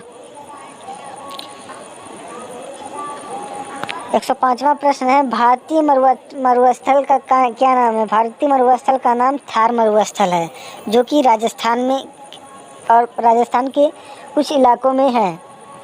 106वां प्रश्न है, काजीरंगा राष्ट्रीय उद्यान कहाँ है? काजीरंगा राष्ट्रीय उद्यान असम में है। यह क्वेश्चन वेरी वेरी इंपॉर्टेंट है। 107वां प्रश्न है, पृथ्वी अपनी धुरी पर किस दिशा में घूमती है? तो पृथ्वी अपनी धुरी पर पश्चिम से पूर्व दिशा की ओर घूमती है। 108वां प्रश्न है, उज्जैन किस नदी के किनारे बसा है? उज्जैन शिप्रा नदी के किनारे बसा है। 109वां प्रश्न है, निम्न में से कौन सी धातु बिजली की सबसे अधिक सुचालक है? तो चांदी धातु बिजली की सबसे अधिक सुचालक है, क्योंकि चांदी से भी ज़्यादा सोना बिजली की अच्छी सुचालक होती है, क्योंकि सोने का उपयोग नहीं किया जाता, इसलिए उसे प्रयोग में नहीं लाते हैं, इसलिए चांदी को ही हम मानेंगे, क्योंकि चांदी भी एग्ज़ाम में ही पूछता है, सोने का एग्ज़ाम में नहीं देता है। 110वां प्रश्न है, गोबर गैस में मुख्य रूप से क्या पाया जाता है? गोबर गैस में मुख्य रूप से मीथेन गैस पाई जाती है। मीथेन का 111वां प्रश्न है, स्वतंत्रता मेरा जन्मसिद्ध अधिकार है और मैं इसे लेकर रहूँगा, किसने कहा था? ये लोकमान्य बाल गंगाधर तिलक ने कहा था।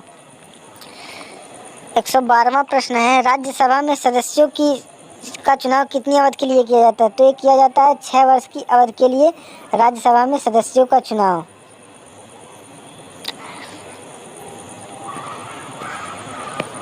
113वां प्रश्न है, हिंदी भाषा की लिपि कौन सी है? तो हिंदी भाषा की लिपि देवनागरी है।